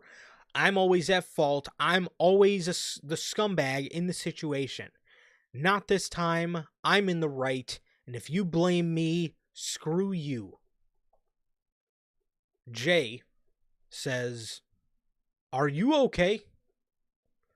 Because Paul is very worked up at this point. Man, the work. Yeah, he says, "Paul," he says, "what does this have to do with me?" Heyman says, he says, "You know, I owe you an apology. That part had nothing to do with you. I did not want to come out here and talk about Roman and Punk. But I came out here to talk about you, which has everything to do with you." He says, "You won that title because you wanted the title. But the title is all about power and control. And honestly, you do not know how to wield power and control. You think coming out here yeeting with the audience and putting on the best in-ring performance is all that title is about." Okay, let's stop right there. What? Like, what are you talking about? Now, Yeah, okay. I don't know if Paul was doing a little bit of foreshadowing, because Jey ended up putting on a pretty damn good in-ring performance later on in the night. But up until this point, I don't think Jey knows anything about going out there and putting on the best performance, unless we're talking about the Usos here. Yeah, I was gonna say, you talking about tag team wrestling, or what you talking about there? Certainly ain't none of this singles shit. So God. he says, you need in your heart to be champion. Seth Rollins has to be champion. He says Braun Breaker was stage 1 to our plan, and stage 2 is that title. But I'm here to do you a favor. I am going to let you sign your own death warrant. You can pick the night you lose the World Heavyweight Championship, because Seth Rollins challenges you for the World Championship. I don't know what Jey had in mind for this, but this last part, it was typical Jey. I will say that. Mm-hmm. Jey says, "Omaha, can you help me out?" I knew right there. I was like, oh, here we go. Somebody just challenged you for your world championship, and this is the bit that you're doing. The same group that has been a pretty dominant force on Monday Night Raw for the past 2 weeks. And fucking that beat Roman Reigns at WrestleMania, and you want to fuck with them? Okay, you want to do a bit? Okay. He says, "But did you say?" He paused so the crowd could yeet. They did not get in tune with this first one at all. They did not. They did not do the first one. They did all the other ones, but after he did that, he was waiting for his yeet, and it never happened. It was the most, oh shit, that's what he's doing right now? Okay, I'll be good from the next one. That's what the whole crowd said. It's like he conditioned the audience to do it all the time, and then he conditioned them to stop. Now they're being told to do it again. So I don't know if they were just a bit confused or what, but I don't know. Anyways, he says, "But did you say no yeet? Any place, No. yeet. Anytime, yeet. Anywhere, yeet. For the World Heavyweight Championship, yeet. Against Seth Rollins, yeet.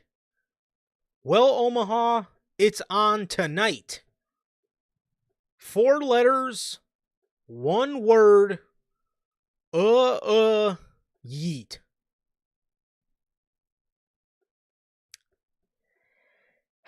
That is an all-timer I hate catchphrase, that. dude. That is an all-timer for all the wrong reasons. That That shit catchphrase, is ass. God. Go ahead.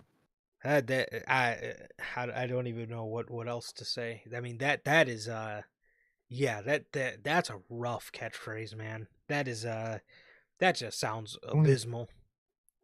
Who even did that last yeet ever? Because he didn't even say the yeet. He gave it to the crowd to say the yeet, and nobody fucking said it at the end of it. Like, dog, what do you fans want? I guess they want the four. I don't know about that. So so so Let's move on. this was your opening segment to Monday Night Raw. So we got the main event for tonight's show is Seth Rollins challenging for the World Heavyweight Championship against Jey Uso. Following this, it was a pretty good segment. Like I said, Jay's part at the end was kind of just like seriously, but the rest of it, yeah, Paul Heyman. I mean, no shock here, but Paul Heyman had an outstanding promo. He did a tremendous job. He did a tremendous job. Did his thing.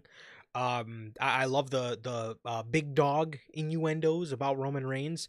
I hope he does not come back as the big dog. I hope that's not any sort of reference, but but I don't think so. I don't know if he will come back as the tribal chief though, because if you remember, you know, when he inducted Paul Heyman, he said, you know, the day I don't have my wise men is the day you don't see the tribal chief anymore. Yeah. I don't know if WWE, you know, just wants to keep him as the tribal chief because they like the IP. But I doubt it. don't be shocked. Don't be shocked if he comes back Yeah. and I guess is rebranded as something different. So, yeah. Most definitely, man. I like this opener. Heyman was really good. Another one of those instances, I always say it, Triple H is great at these heels where, you know, what they're saying is right. Yeah. And nothing Paul Heyman said was wrong. He's actually right the whole time. He is the reason we got the bloodline. He is the reason that, you know, Roman turned heel and all that stuff, man. So gotta love it. Gotta love when heels are actually like just and right. And overall a really good opener segment, man. Absolutely. Yeah, that, you know, I was watching an interview. I can't remember which one it was. It was because it was one of the ones over WrestleMania weekend where Triple H was talking about how one of the most important things that he has tried to do since, you know, taking over is putting importance on a heel's why. He's Mhm. done and Great he's at that. seriously done an outstanding job with you know, making a lot of heels. I mean, you look up and down the list and there's, you know, more than enough heels that are justified in why they did what they did, and there's more than enough heels on the on his roster that you know, just makes sense as to, you know, why they did what they did, and they're justified, right? You look at guys like Owens, McIntyre, now Paul Heyman, Seth Mhm. Rollins, Naomi, the list, Mhm. John Cena, the list go, you know, the list goes, it goes on and on because he's done a fantastic job with that. So, Finn Balor even, you know, when Yeah, he turned on Damian Priest, he should have been the baby face, but you know, I mean, he had he was a good right. enough reason to turn on Damian Priest was, you know, was Mhm. Damian, you know, just kind of cared about himself. So, yeah, but done a great job with that, and yeah, this whole opening segment was a great example of that. Um, Oh, Penta is in a match here against JD McDonough. This was JD's first nice. singles match back since puncturing his lung and breaking his ribs. Pentagon won here because the Judgment Day got kicked out. The Judgment Day got kicked out of the match, and El Grande, or not El Grande, Chad Gable was out there, tried to distract Penta, and Penta gave him a tope. He gave him a tope. took him out and defeated McDonough with a Mexican destroyer. So, Mm-hmm. yeah, that was that. Nice win for Penta, as Penta then went on to get a IC championship match confirmed for Backlash with Dominic. So I'm actually excited for I was that. really. Mm-hmm. Most definitely. I was really shocked by that match, but I'm excited nonetheless. Absolutely. Absolutely. Yeah, I think that definitely has that has potential on a big stage, to actually be something pretty cool. Like I said, it's on a big stage, it's on a pay-per-view stage, so hopefully Dominic can show out, as a lot of people don't really know how much better he's gotten because they hardly have him wrestle. But Mm-hmm. he's Which I think actually very good. he is, dude. And I think with that match announced and with him being IC champ, I think that's where they want to go. Is I think they're going to start showcasing his in-ring work more than they would before. Yeah, 100%. Because I could think back to the fall of 2023. I remember on Raw, he had a match, I think it was for the North American Championship against Dragon Lee. And he was pretty fucking good then. And I remember saying, Oh yeah. "Whoa, he's got a lot better than I remember him being." So I'm sure, and every time we do see him, I mean, even when we've seen him at Mania, he's very good. He's very Well, good. I wish they would showcase him more. And hopefully, like you most said, definitely. hopefully with this IC championship reign, they're able to start doing that, because he is very good, and he's only going to get better with time. So, and now that he's the IC champion, I think he could be a great heel. I think he could be a great heel champion, man, and I think he could put on a lot of great matches. And obviously, we already know he's a great storyteller. So, yeah. So, Mm-hmm. with the next match, Grayson Waller asked for a singles match. Adam Pearce told him who it was against, and Austin Theory walked up. He said, "Hey, what are you guys talking about?" Grayson said, "Oh man, well, I was just telling Adam how I want you to get more spotlight too, so I got you a singles match." Adam Pearce said, "Are you serious?" And Grayson was like, "Yeah, yeah, yeah. He can have the match. I want him to have the match." Pearce says, "Okay, that's how you guys want to do it."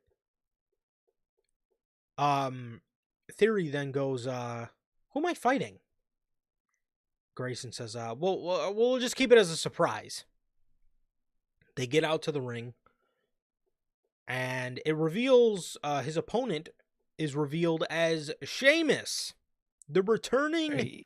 Sheamus from a hiatus. They did the same thing to him last year. They kept him off Mania, but then they He brought just him showed back up. like 2 or 3 weeks after Mania. So they did quite literally the same exact thing here. I think last year it was 2 weeks after Mania. This year it's 3 weeks after Mania. So Sheamus is back. I wish they wouldn't completely AEW this man's usage and just you know Oh, dude. stop and He start might the as well be man. employed by TK.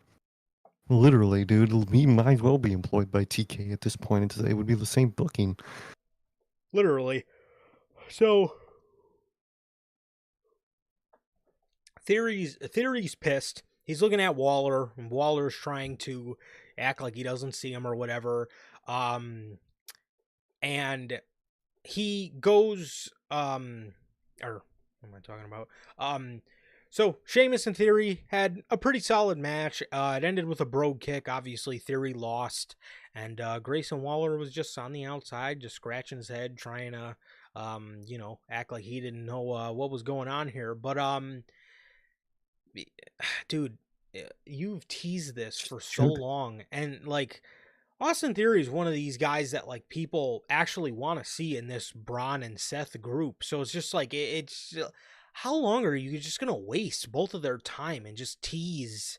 I mean, Yeah. how long are you gonna just tease these guys breaking up? I mean, what the fuck is stopping you, man? I mean, it's not like you used them in the tag team division or anything. They half the No. time they don't even get fed to tag teams. They just get fed to singles guys. Exactly. They're just two guys who are a team, quote unquote, who don't do tag team matches. Like you said, it's just random single squash matches with either one of those guys. How long have they been together and they've been teasing this fucking turn? Like 2 years, dude? I think It's like, so. dude, just get. I literally think it's been like 2 years that they not only been together, but they've been teasing them breaking up. It's like, dude, you just break them up. I don't know what the rush is, dude. I like Theory at the end of the day, and I don't mind Waller. I think I would like to be able to know if I like him or not by actually seeing how he is in the singles division. Um, and I would actually like to know the answer to that question, man. So I really hope it's soon. And I hope that they do something with these guys, man, because I like Theory. Theory is hilarious. He could be a fucking very enjoyable babyface on your show that you do need more of. And, you know, Waller, I think he naturally seems to fit as a heel more, so go ahead do that. Let's see how he does. I don't get what the weight on this is. He even talked to. I seen an interview recently where Grayson Waller was talking about how like he doesn't really like interacting with fans, but like he was saying in the interview how sometimes Austin, kind of irritates him because he loves. He Hmm. even used the wordage he wants to be the next John Cena. He loves All right. stopping with the fans, taking pictures, signing autographs, all that whole jazz. And he was talking about, so why aren't we trying this guy as a babyface? I mean, what? Literally, dude. I don't understand. They have been a tag team since October of 2023. So it's been 18 months, Holy and they have fuck. teased breaking up damn near the whole time. The They've whole been time, they've like I re yeah, they have teased breaking up for probably about 15 months. So, fuck, whew. 15 months. Holy hell, dude. God damn.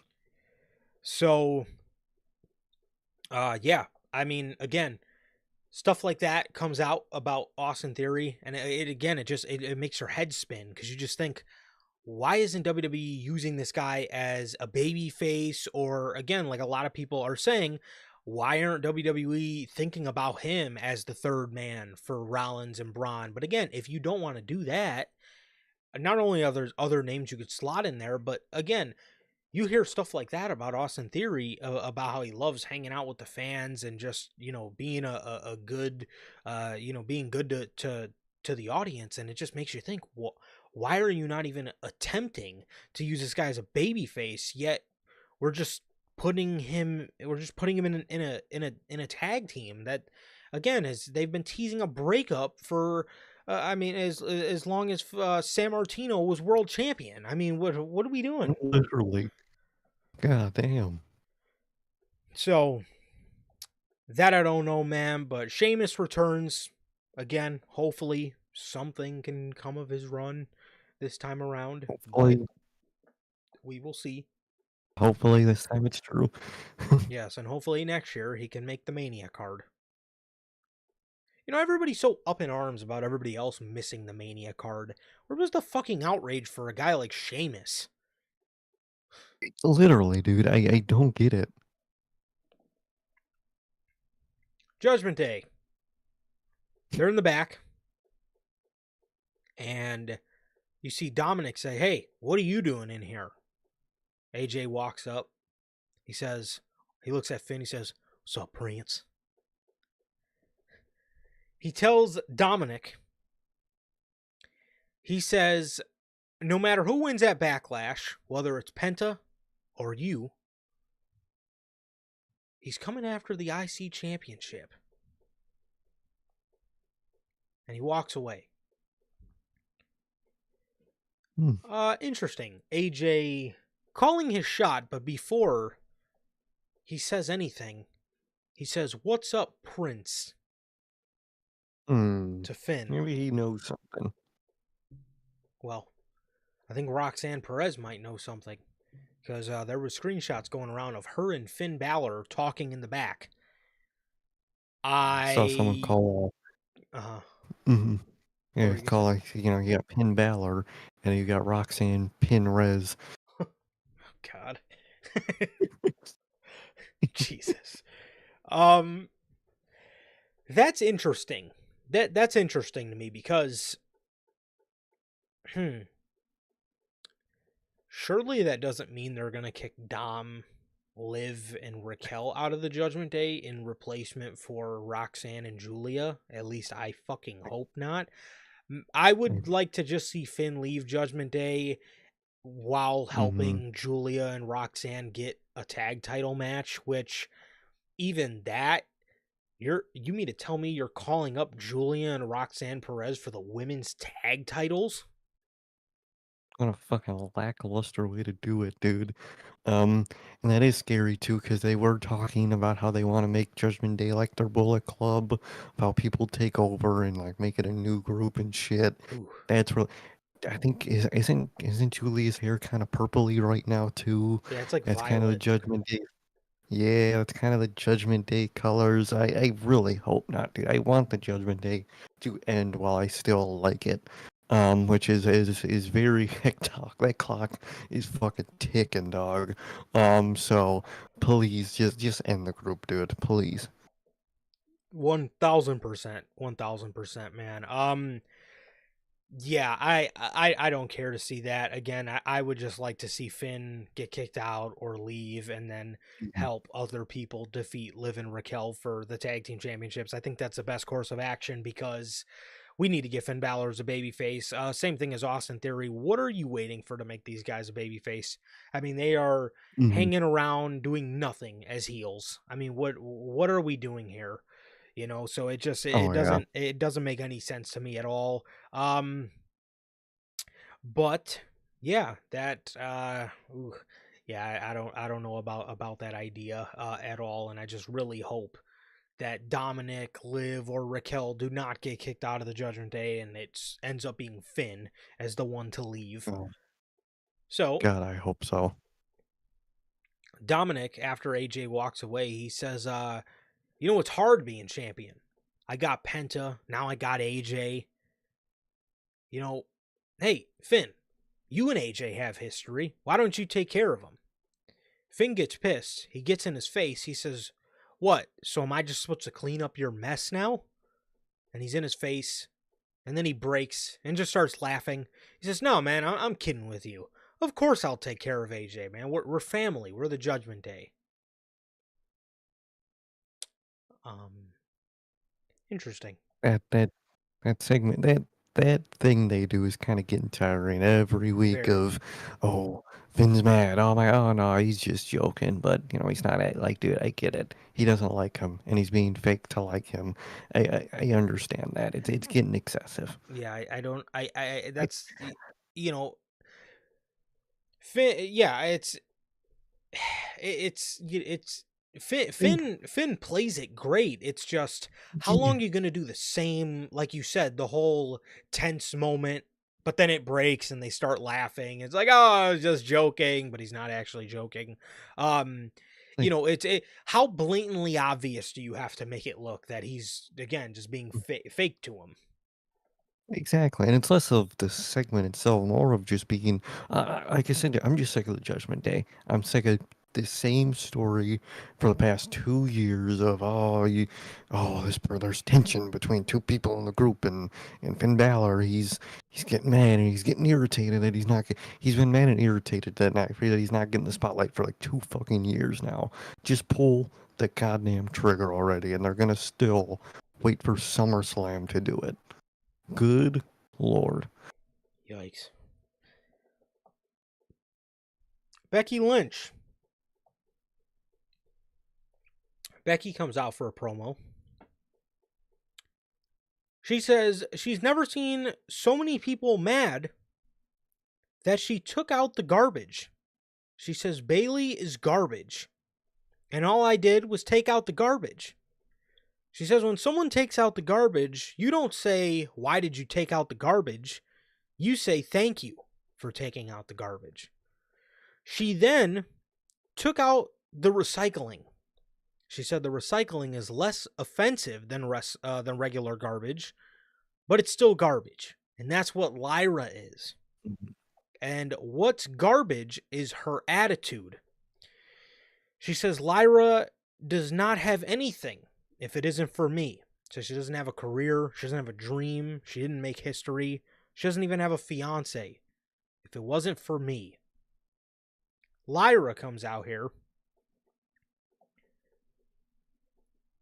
Lyra says, "Did you call me recycling?" She says, "You are the queen of recycling. All you've ever done is recycle the same old moves and the same tired old act for years. But one thing I want to drive into your skull more than my foot is the fact that you think you had anything to do with my success. You went on holidays and I was making history. Um, you say you say you're what the championship needs, but I have defended this championship more than you've shown up to work this year." She says, Becky, you shattered glass ceilings, but you left all the broken glass all over the ground for to fall on everybody else, and did not take anybody else with you.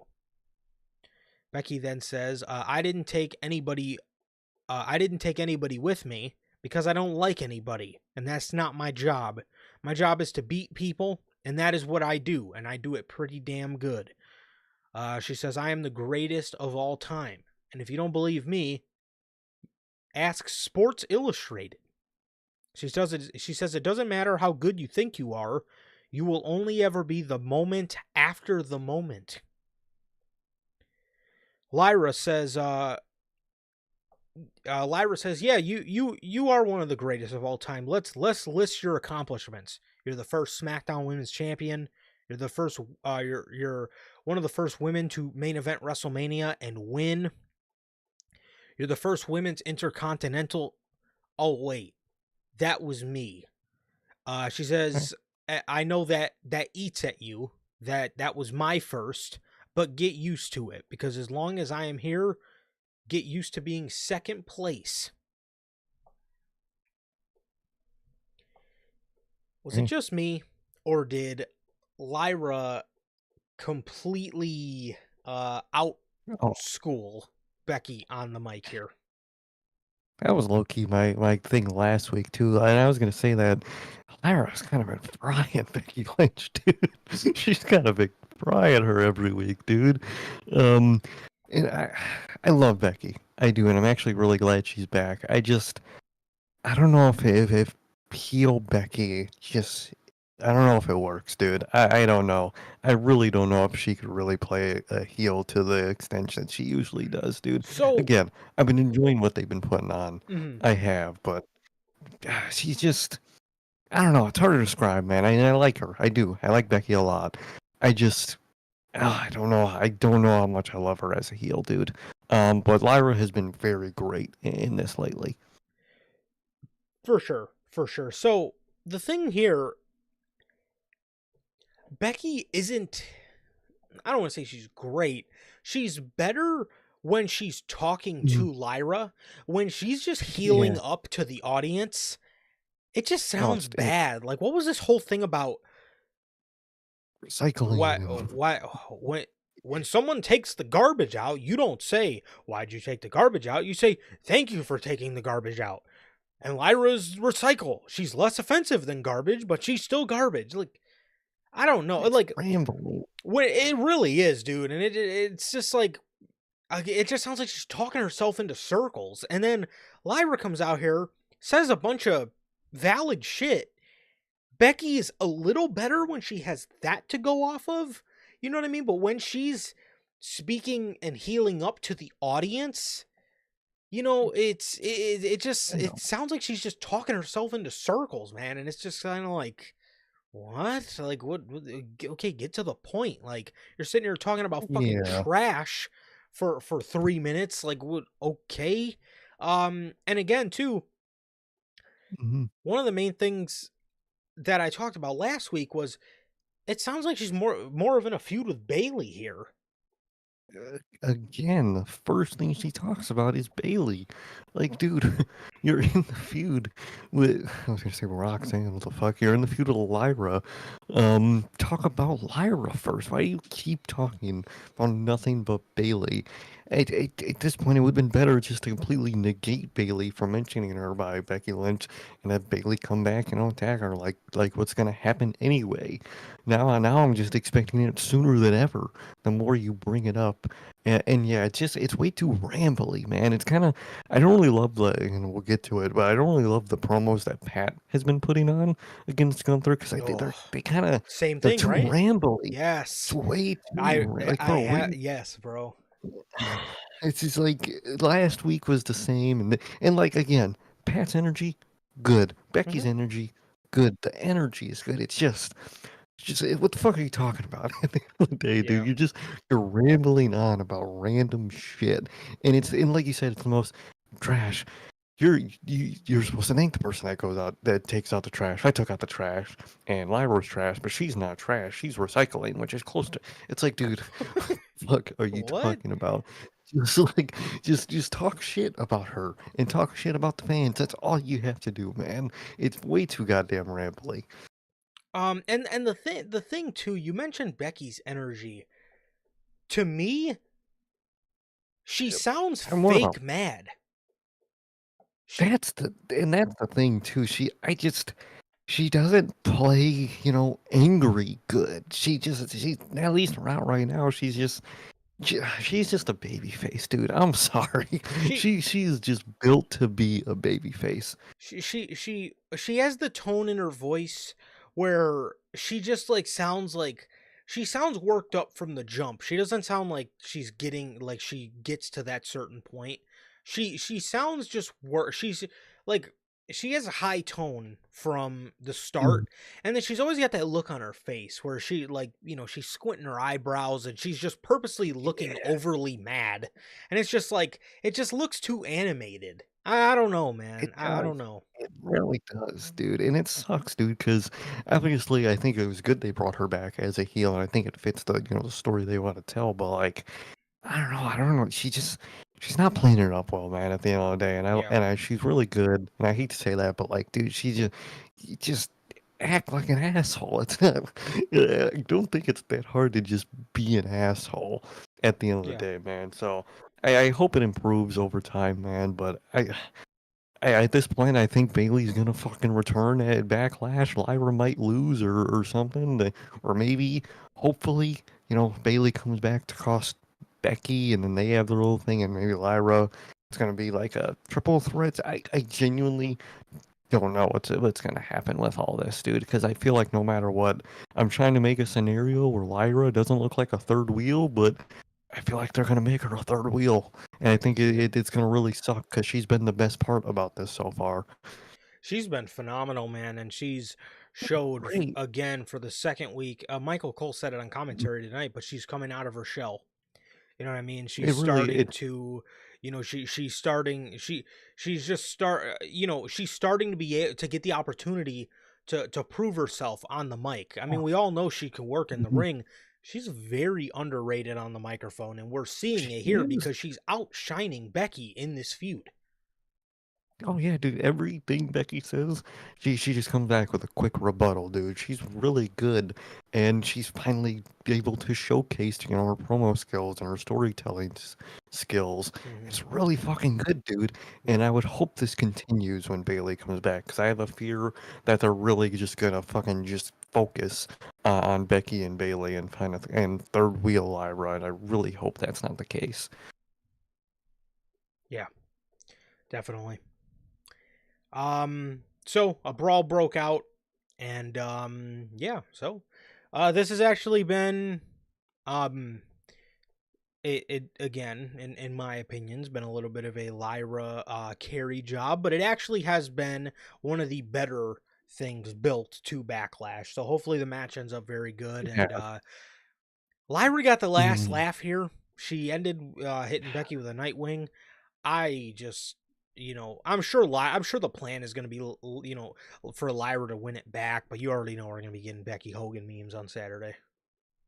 You fucking know it, dude. Yeah, again, I'm And at sure this point, Lyra's just going to win it back. But you know the IWC. yeah.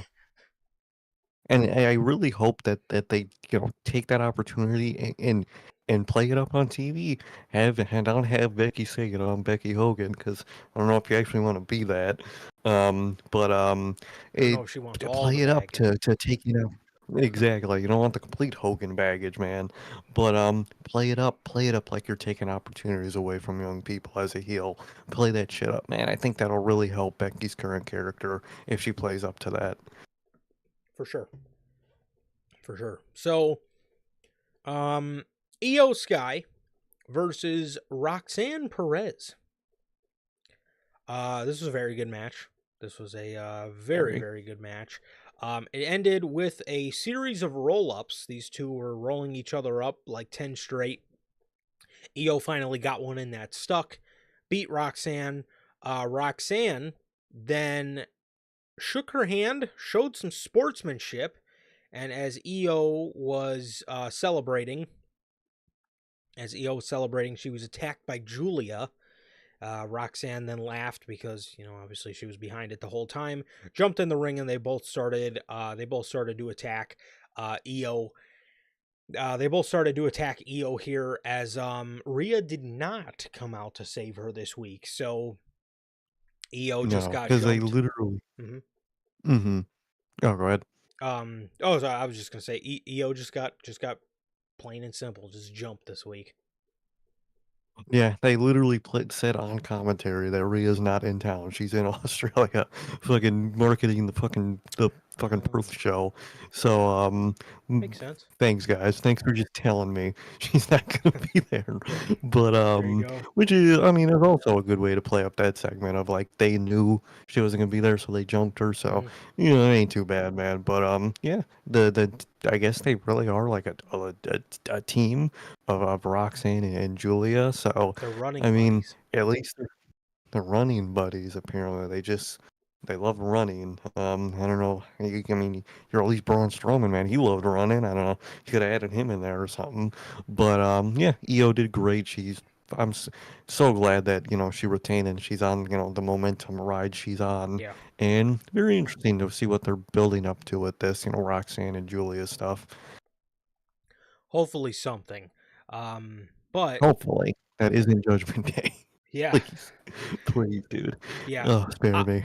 Obviously, on the main roster, I don't think this is what I had in mind for Roxanne and Io for their first encounter. I expected this to be a little more No, meaningful, but single. I guess they Mm-hmm. want to run with this running buddies shtick with Roxanne and Julia. But yeah, hey, I can't blame WWE, for sending their talent to Australia to do some marketing. Look at No that. way, man. To Look at promote the that. show. Funniest thing, Which is so funny. uh, Mm-hmm. Oh, go ahead. I was gonna say, funniest You thing. go first. I guarantee you, everybody and their mother is going to know about Crown Jewel Perth as opposed to Grand Slam, where there was no advertisements at all for the show coming to the area. Exactly, dude. I'm sure. Oh yeah, and another funny thing is, they were playing up, Rhea. She's in, Perth, showing up for the show and advertising it. So is Grayson Waller, and he was on tonight. So it's like Oh she yeah. probably could have made the show. I think it's Oh over. I think yeah. their run is over, technically being over there and advertising the show. So look, thanks. I literally was just seeing clips of those two's interview together earlier, but Rhea's out advertising the show. Kind of a bit of a logic gap, but Great. but hey, look, but not a breaking one. Grayson's got something to prove, man. He doesn't want to be on the next list. He doesn't want to be on the next wave. Um. He doesn't. He said, So "Oh, fuck, I'm showing up, dude." you got to at that point, bro. So yeah, so um Rhea has she does have a husband she needs to get home to that rolled his ankle on a shit wrestling ring with holes in the padding. Not my words. Um I haven't seen the guy since. Literally have not seen the fucking guy since. LOL. The next match, speaking of LOL and shit wrestling rings and that whole company, Oh, I Rusev. don't. Yeah. Huh? Hey. Oh yeah, just good old AEW. I'm shocked he's gonna be the. Oh, wait till they say Rusev ain't going over. Yeah, love those tweets.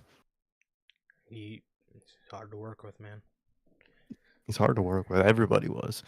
You know, everyone that leaves was just they were just fucking hard to work with, man. They just didn't want to lose. Exactly. Rusev, he defeated Otis.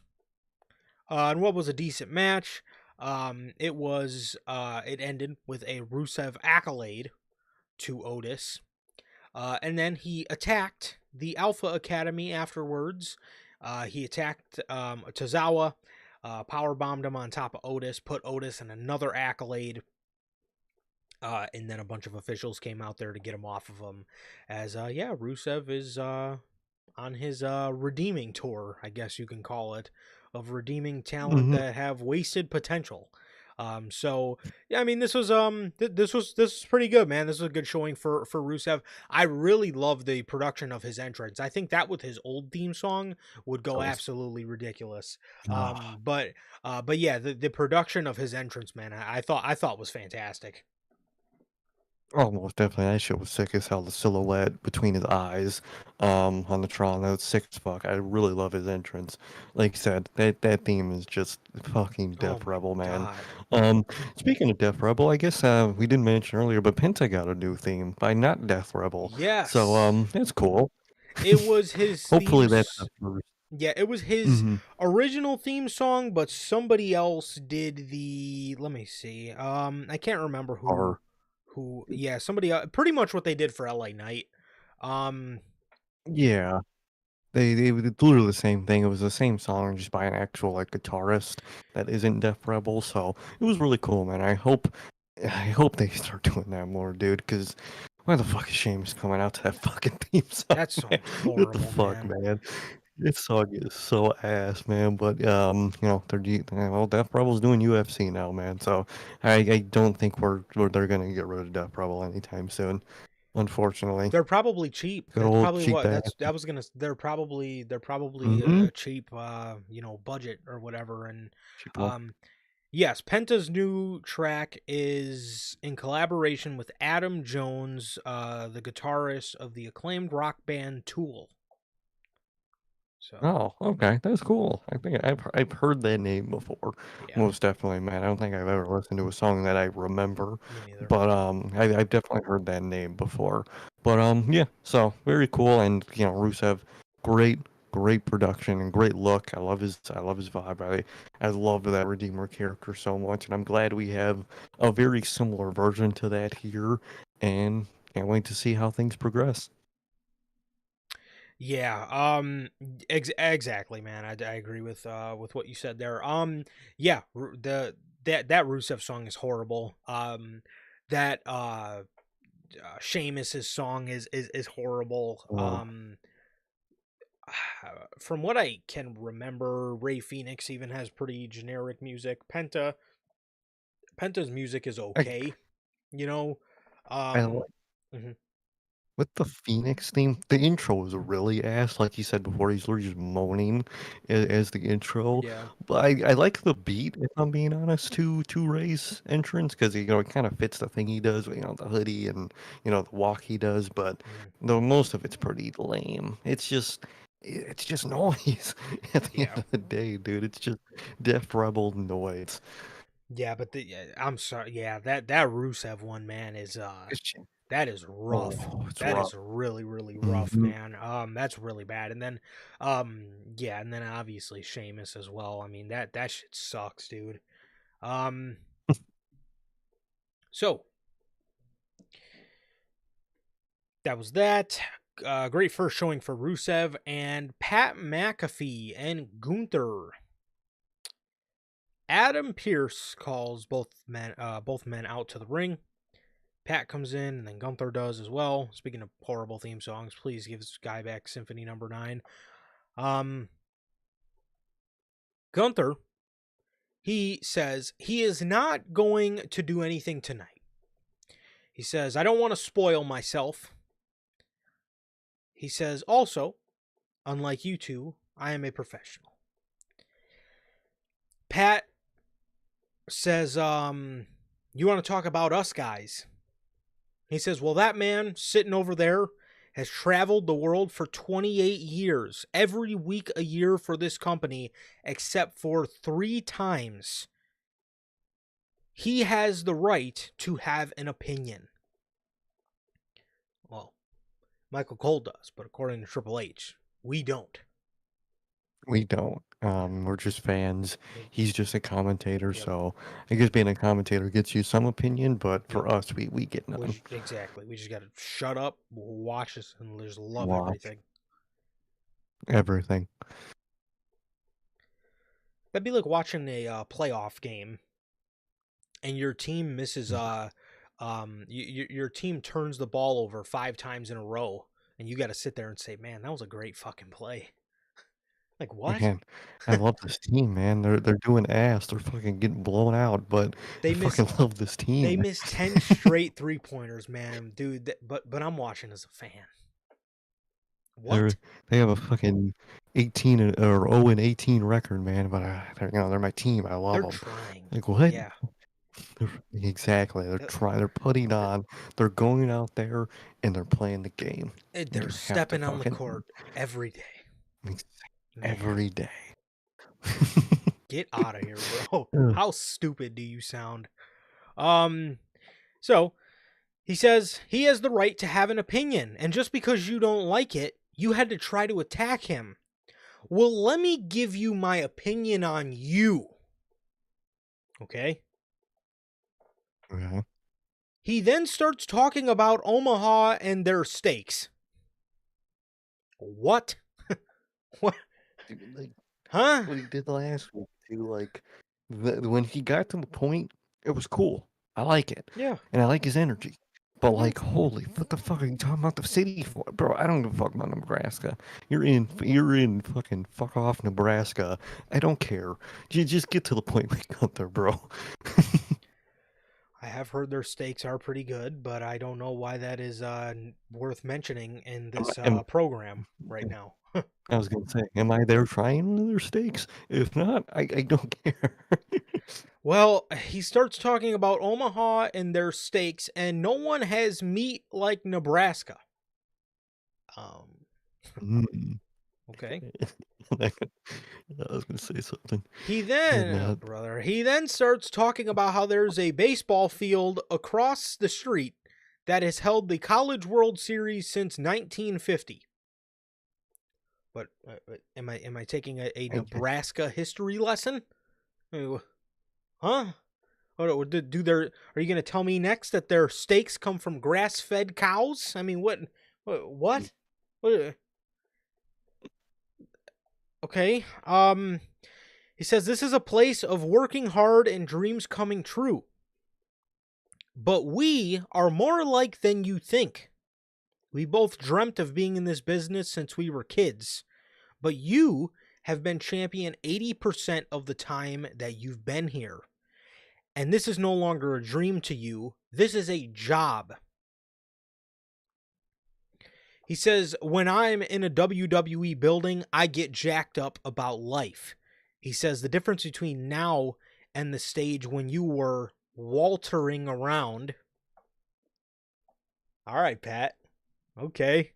that was a cool line. I like that. The difference between when you were waltzing around and now is you don't want it anymore. You got too comfortable. It happened with Sami Zayn. It happened with Jey Uso. And on Saturday, you're going to overlook me. And I'm going to prove to you that this version of you is soft. Minus the Nebraska history lesson, that was fucking great. That was awesome. Exactly. The Walter line Same. Minus the rainbow. was beautiful. That hit. That was cool. Oh, I miss fucking Walter so much, man. Just eat a couple burgers, God, dog. do It's I, fine, bro. It's It's okay. okay. It's cool. You had the power then, but okay. Okay, I'll digress, man. Gunther's still dope. He is. But He's yeah, awesome. dude, like you said, besides all the rambling part, that was really cool, and I like what he did there. Absolutely, man. Gunther, he says, Pat, did you enjoy your daughter's birthday party last week? He says, I'm sure it was a special day for you. 2 years old, right? He says, okay, well, Saturday is going to be a very special day for me, and you just got me in the right mood for it. Don't worry, I'm not underestimating you. I promise you my full and undivided attention, because on Saturday, that bell is going to ring, and I am going to beat you up, maul you, choke you out until you drop like a wet towel. God damn, are you going to fucking shoot him? God, I was thinking, drop him God like a wet damn, towel. you gonna wring his ass out? Fuck. He says, on Saturday, only the grace of God will be able to lift my arms off of your throat. He drops the mic and pushes Pat, and he walks out. Okay. Wishful thinking. Probably not going to happen. Okay. Okay. Don't throw me that Walter line and not get rid of that trash Def Rebel song. If he doesn't want the name back, I beg for at least the Please give me the music. song. Please give me the music, bro. Please. If Or, he's dude, at the very least, just take the Gunther out of the fucking theme song. at least at the very least, but see, if we're telling this story about Okay. this version of him being soft, maybe he does lean in a little bit to the more of Walter in him. You know what I mean? Maybe this whole story leads to him reverting back to his old ways. You know what I mean? Walter, because Walter was very much I dude, No a demon. bullshit. Yes. He was Mhm. he was a fucking demon. Walter would have never tapped out to Jey Uso. Walter only tapped by the grace of Ilya Dragunov. Okay? That man Walter would Exactly. have not tapped to Jey Uso. So I actually like the story here of him being soft, and I hope they play into that. I hope they play into that, man. So because I remember many years ago when they first changed his name, I was talking a little bit with Road Dog on Twitter, and he was talking about how the basis for the Gunther character was he was soft, right? He hit people and he beat the shit out of people, but you know, the character was much where when he got hit, you know, he was sort of a baby about it. I would like for that to go Mm. away, because how I remember Walter from It NXT was the UK opposite. was he would He get just in ate there. that shit. Yeah, Mhm. he would get in there. Chest would be beat red after the match. Mhm. And that was that, and I think that was one thing, you know, that made the IC championship match against Sheamus probably my favorite IC championship match I've ever seen in history. Was because he was literally telling Sheamus to come at him. You know what I mean? So Oh, yeah. I would like to see that go away, and I would like to see that aspect of the character that they've created for him go away, and I would like to see all these losses kind of bring out a grit in him that is Walter-esque. Most definitely. I really hope they do something like that Walter-esque. I would love if they we mentioned it with, Rusev and Miro about, like, how they could play up to the name change in a story, and this is just me being a mark, but that would be so cool to go That'd do a be Gunther, awesome. dude. They never did a story like that where they, like, did put a name change into the story, and I feel like, you had an opportunity with Miro and you didn't do it, which is, it's fine, it's whatever. But you really got a perfect opportunity with Gunther here, and I'm gonna be okay. I'm gonna be perfectly fine with it not happening, obviously. Hmm. But man, how dope would that be? That'd Something be they've awesome, never done before is play the name change and revert it back into the story. Come on, that'd be so dope. man. It'd be so fucking cool, dude. It really So did. fucking cool. It makes me wonder, man. What would have happened if you know Triple H had control of the main roster in 2018, A little bit and sooner. he Ah, was able to bring up Walter, big boy Walter, up to the main roster. Oh my god. he would he would have been Gunther, but even cooler, which is crazy to say. Yes, and Gunther is Because very cool. Exactly. Dude, That would be awesome. And me and you could sit mhm. here and talk about That going could back to happen. Symphony and going back to Walter, but you know damn well WWE is not going to take that kind of No. risk. Um, Fuck no. They're we not. They're not. we have a Mm-mm. we have a chance with the song, and even that chance is maybe like It's a long. 10% chance. As far as the name, we probably got like a 2% chance, but we'll probably sit here for Literally. the rest of eternity and preach to all these I preached to all these young bucks about how great Walter was, and everybody, Well, everybody. There's been a lot of people, you know, over the course of the past 2 years that have got back into wrestling, and they're not familiar with mhm. Walter. Um, so whenever people ask me about Gunther, or people say anything really about Gunther, like, that Gunther's awesome, right? Or Gunther's this, Gunther's that. My first thing I See always the mention to these score. people is there was a time where, believe it or not, he was actually like the aura that Gunther has, plus that by like 10,000. He had a different Mhm. song. His name was cooler. I like Gunther, but Walter. Walter is just it's Just Walter, bro. yeah, It's bro, just a sick dude. name. It Um and and you and ain't and the style. His everything just looked more intense when he was Walter. mhm. Everything just hit a little bit harder when he was Walter, and I miss it. And I wish WWE It would do something like that. It's a huge risk, but as we know, I think it would pay off tenfold. I think it would too. I think people would fucking love. I think people would love the Walter character. And especially if Mhm. people like his matches as Gunther, he's had some of the greatest matches you know, in the company's history with the IC Same. championship, and you know, he did some okay stuff with the World Heavyweight Championship, but when he was Walter, I love his work as Gunther. None of that shit has topped what he did as Walter to me. Dude, that UK run, Oh my god. man, that shit was godly, dude. Dude, Man, it the the literally Pete back to Dunne. back. This Yeah, bro. The mhm. Pete Dunne match, the Tyler Bate match, the Uh, Ciampa match, both Dragunov matches. Come on. mhm. Come on, Come man. on, dude. Literally, he had the best pandemic match to a nothing could have been a better pandemic match than that Dragunov match, dude. Yep. Nothing came. That was the best pandemic thing. That's the best thing that came out of the pandemic was that match, period. I would agree with that. That was my match of the year in 2020. Was that Same. it was on UK television. It was in a empty broadcast set, and you could just hear these two just mauling each other, bro. I mean, it was It was nuts, dude. perfect. It was It nuts. really was.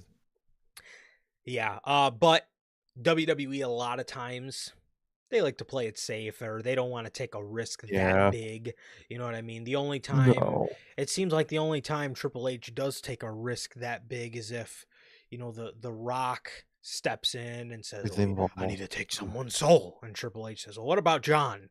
I mean, but other than that, he doesn't really take a lot of outlandish risks like that, I would say. So, Not a yeah, risk taker. He's a very safe player, for sure. and it's a risk, but it would pay off so much, dude. I know it would. Yes. God damn. Yes. Ah, good stuff. However, again, minus the Omaha, Nebraska history lesson, I thought Pat did great. I thought Gunther did great. And again, you could sit there and say, why is this getting a pay-per-view spot? You know Gunther, he's going to go in there and kill it. So I'm sure this is going to be a decent little match. I'm sure he's going to string people along, hopefully make people believe Pat's going to win, and then just rip his heart out at the end. So, yeah. I hope so. Exactly. Yes. And for the main event, Jey Uso versus Seth freaking Rollins. Jey. Your plan worked. Oh my god. He had a good match. And now all I'm seeing on Twitter, people said Jay couldn't wrestle. Ah, They said he was the it worked. What they did tonight is exactly they succeeded at what they tried. They only did yes. this to kill the Jey Uso can't wrestle thing, and it worked. I could just see by the reaction on Twitter already tonight that what they did worked. It's gonna fail, come to Logan Paul and the other matches when they're gonna be Unless lackluster as fuck. But mhm, unless this was a go ahead. victory for Jay because he's gonna drop it to Logan Paul. I would. That's even worse. I would rather take Jey Uso. I would literally rather take Jey Uso.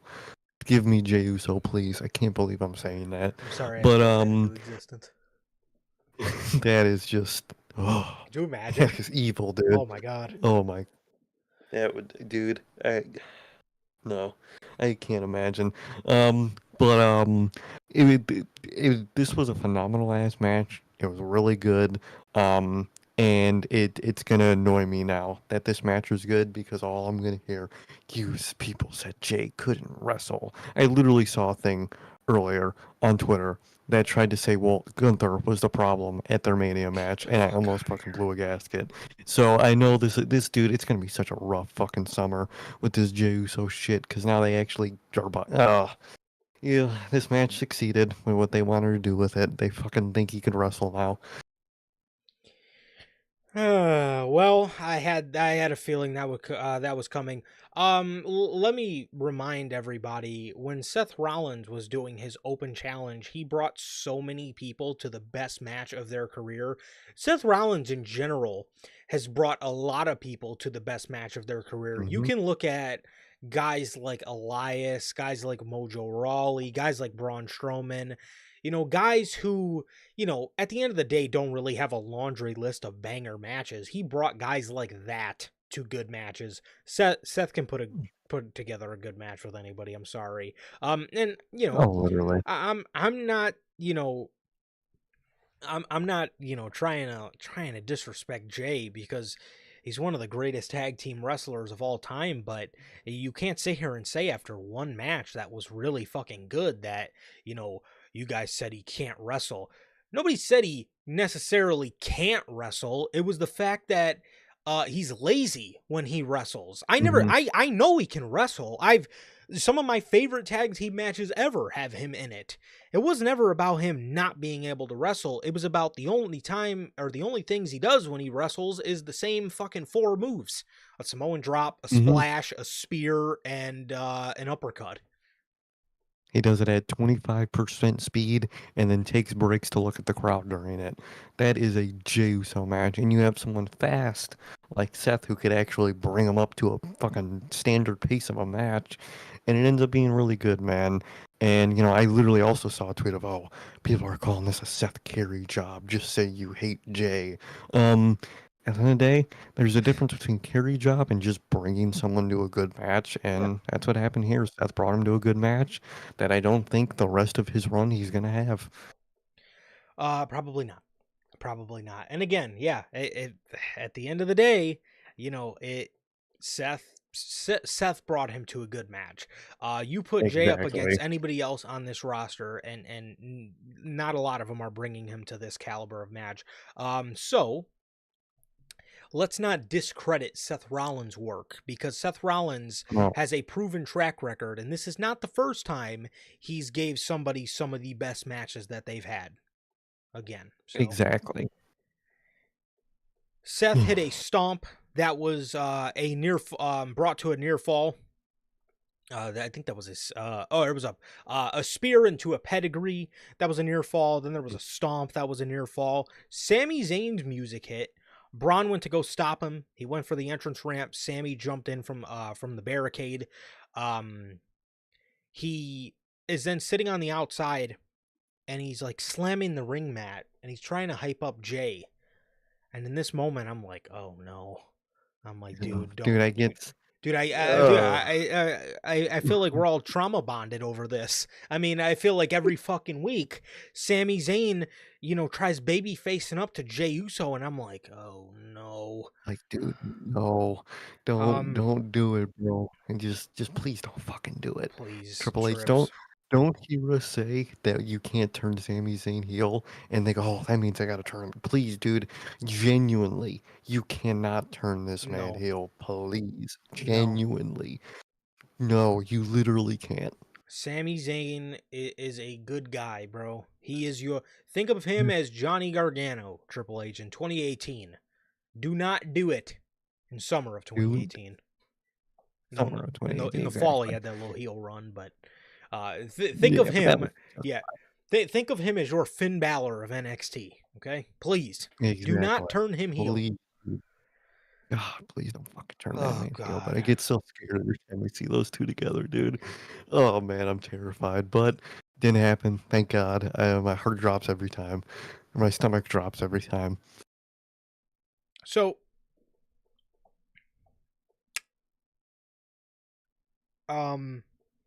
Sammy's banging on the mat trying to hype up Jey Uso again. I'm scared. My trauma from the past 2 weeks is starting to kick in, and there was a spear and a splash from Jey Uso that I thought was the end of it. I thought that was the bona fide end of the Mhm. match. Rollins kicked out. That was a great near fall. Sammy then gets speared by Breaker. Heyman jumps up on the apron, which allows Breaker to then spear Uso. He jumps or he throws him back in the ring. Rollins hits him with a stomp, goes to go for the cover, and we hear the music of one CM Punk. Mhm. When they brought Sam, because so I envisioned, I didn't think Sammy was going to be on this show, being that they Yeah, same. beat the hell out of him last week, but I expected Punk. So when they gave us Sammy, I was like, oh, are we not getting Punk this week? And I was kind of confused. I was like, okay, I guess. Good. So when he hit that stomp on Jey after Braun speared Jey, I was like, are they Oh, actually gonna no. switch the title? Um, and then obviously Punk's music hit, and I was like, okay, okay. Then they ended up just giving us Sammy and Punk, so it makes sense. Yeah. So Punk comes out, attacks Braun with the chair, jumps in the ring, double leg Seth. So the match gets thrown off as Punk chases the two out with a steel chair and stands tall with Uso and Zayn as Punk is here. It looks like Punk will be here for the remaining 3 weeks that we have until Money in the Bank, until the Tribal Chief comes back. So I'm sure we're going to be getting some sort of third man, or if Roman comes back and it's 4-on-2, maybe they could end up adding a tag team to this Maybe. whole situation. I don't really know what tag team you could do now. Yeah, I don't really know what tag team you would do here, um but nonetheless, this is a fucking great main event, and Seth Rollins brought Jey Uso to the best singles match that he's had in a very, very long time. So Very long time. yeah, props to Rollins for that. Again, this is not the first time that he has done something of this caliber for another talent.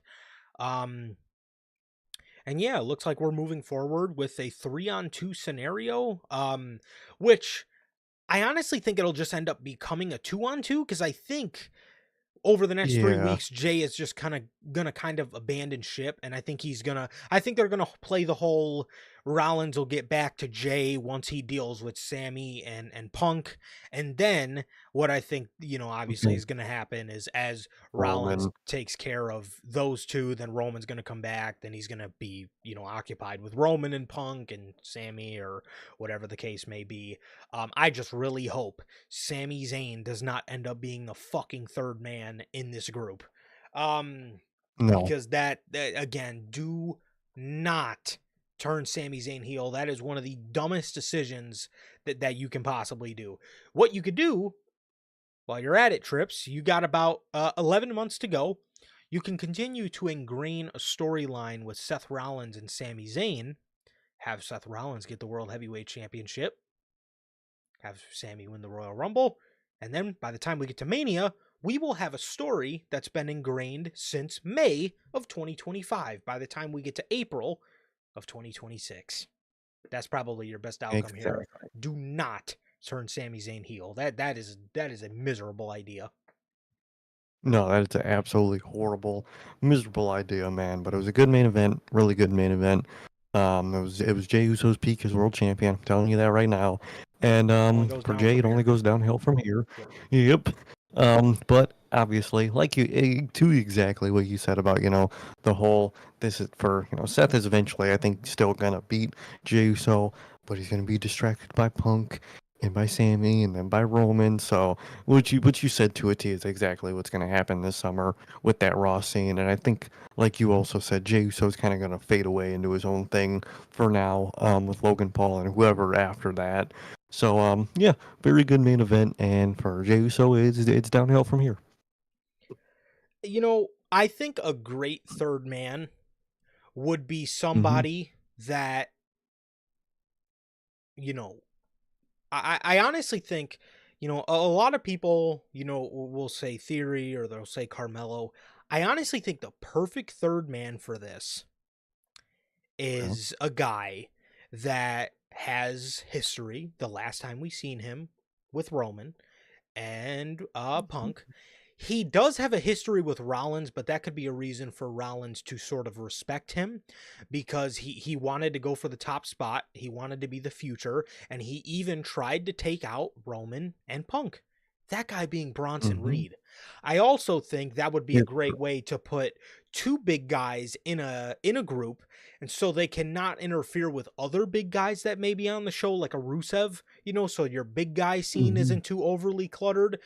I think Bronson Reed would be a pretty good option. And then you can have Braun Breaker and Bronson Reed do a little tag team stint for a while. And maybe Good. that would be a wildly viral tag team. The Tsunami mixed with the Oh, Braun Breaker spear.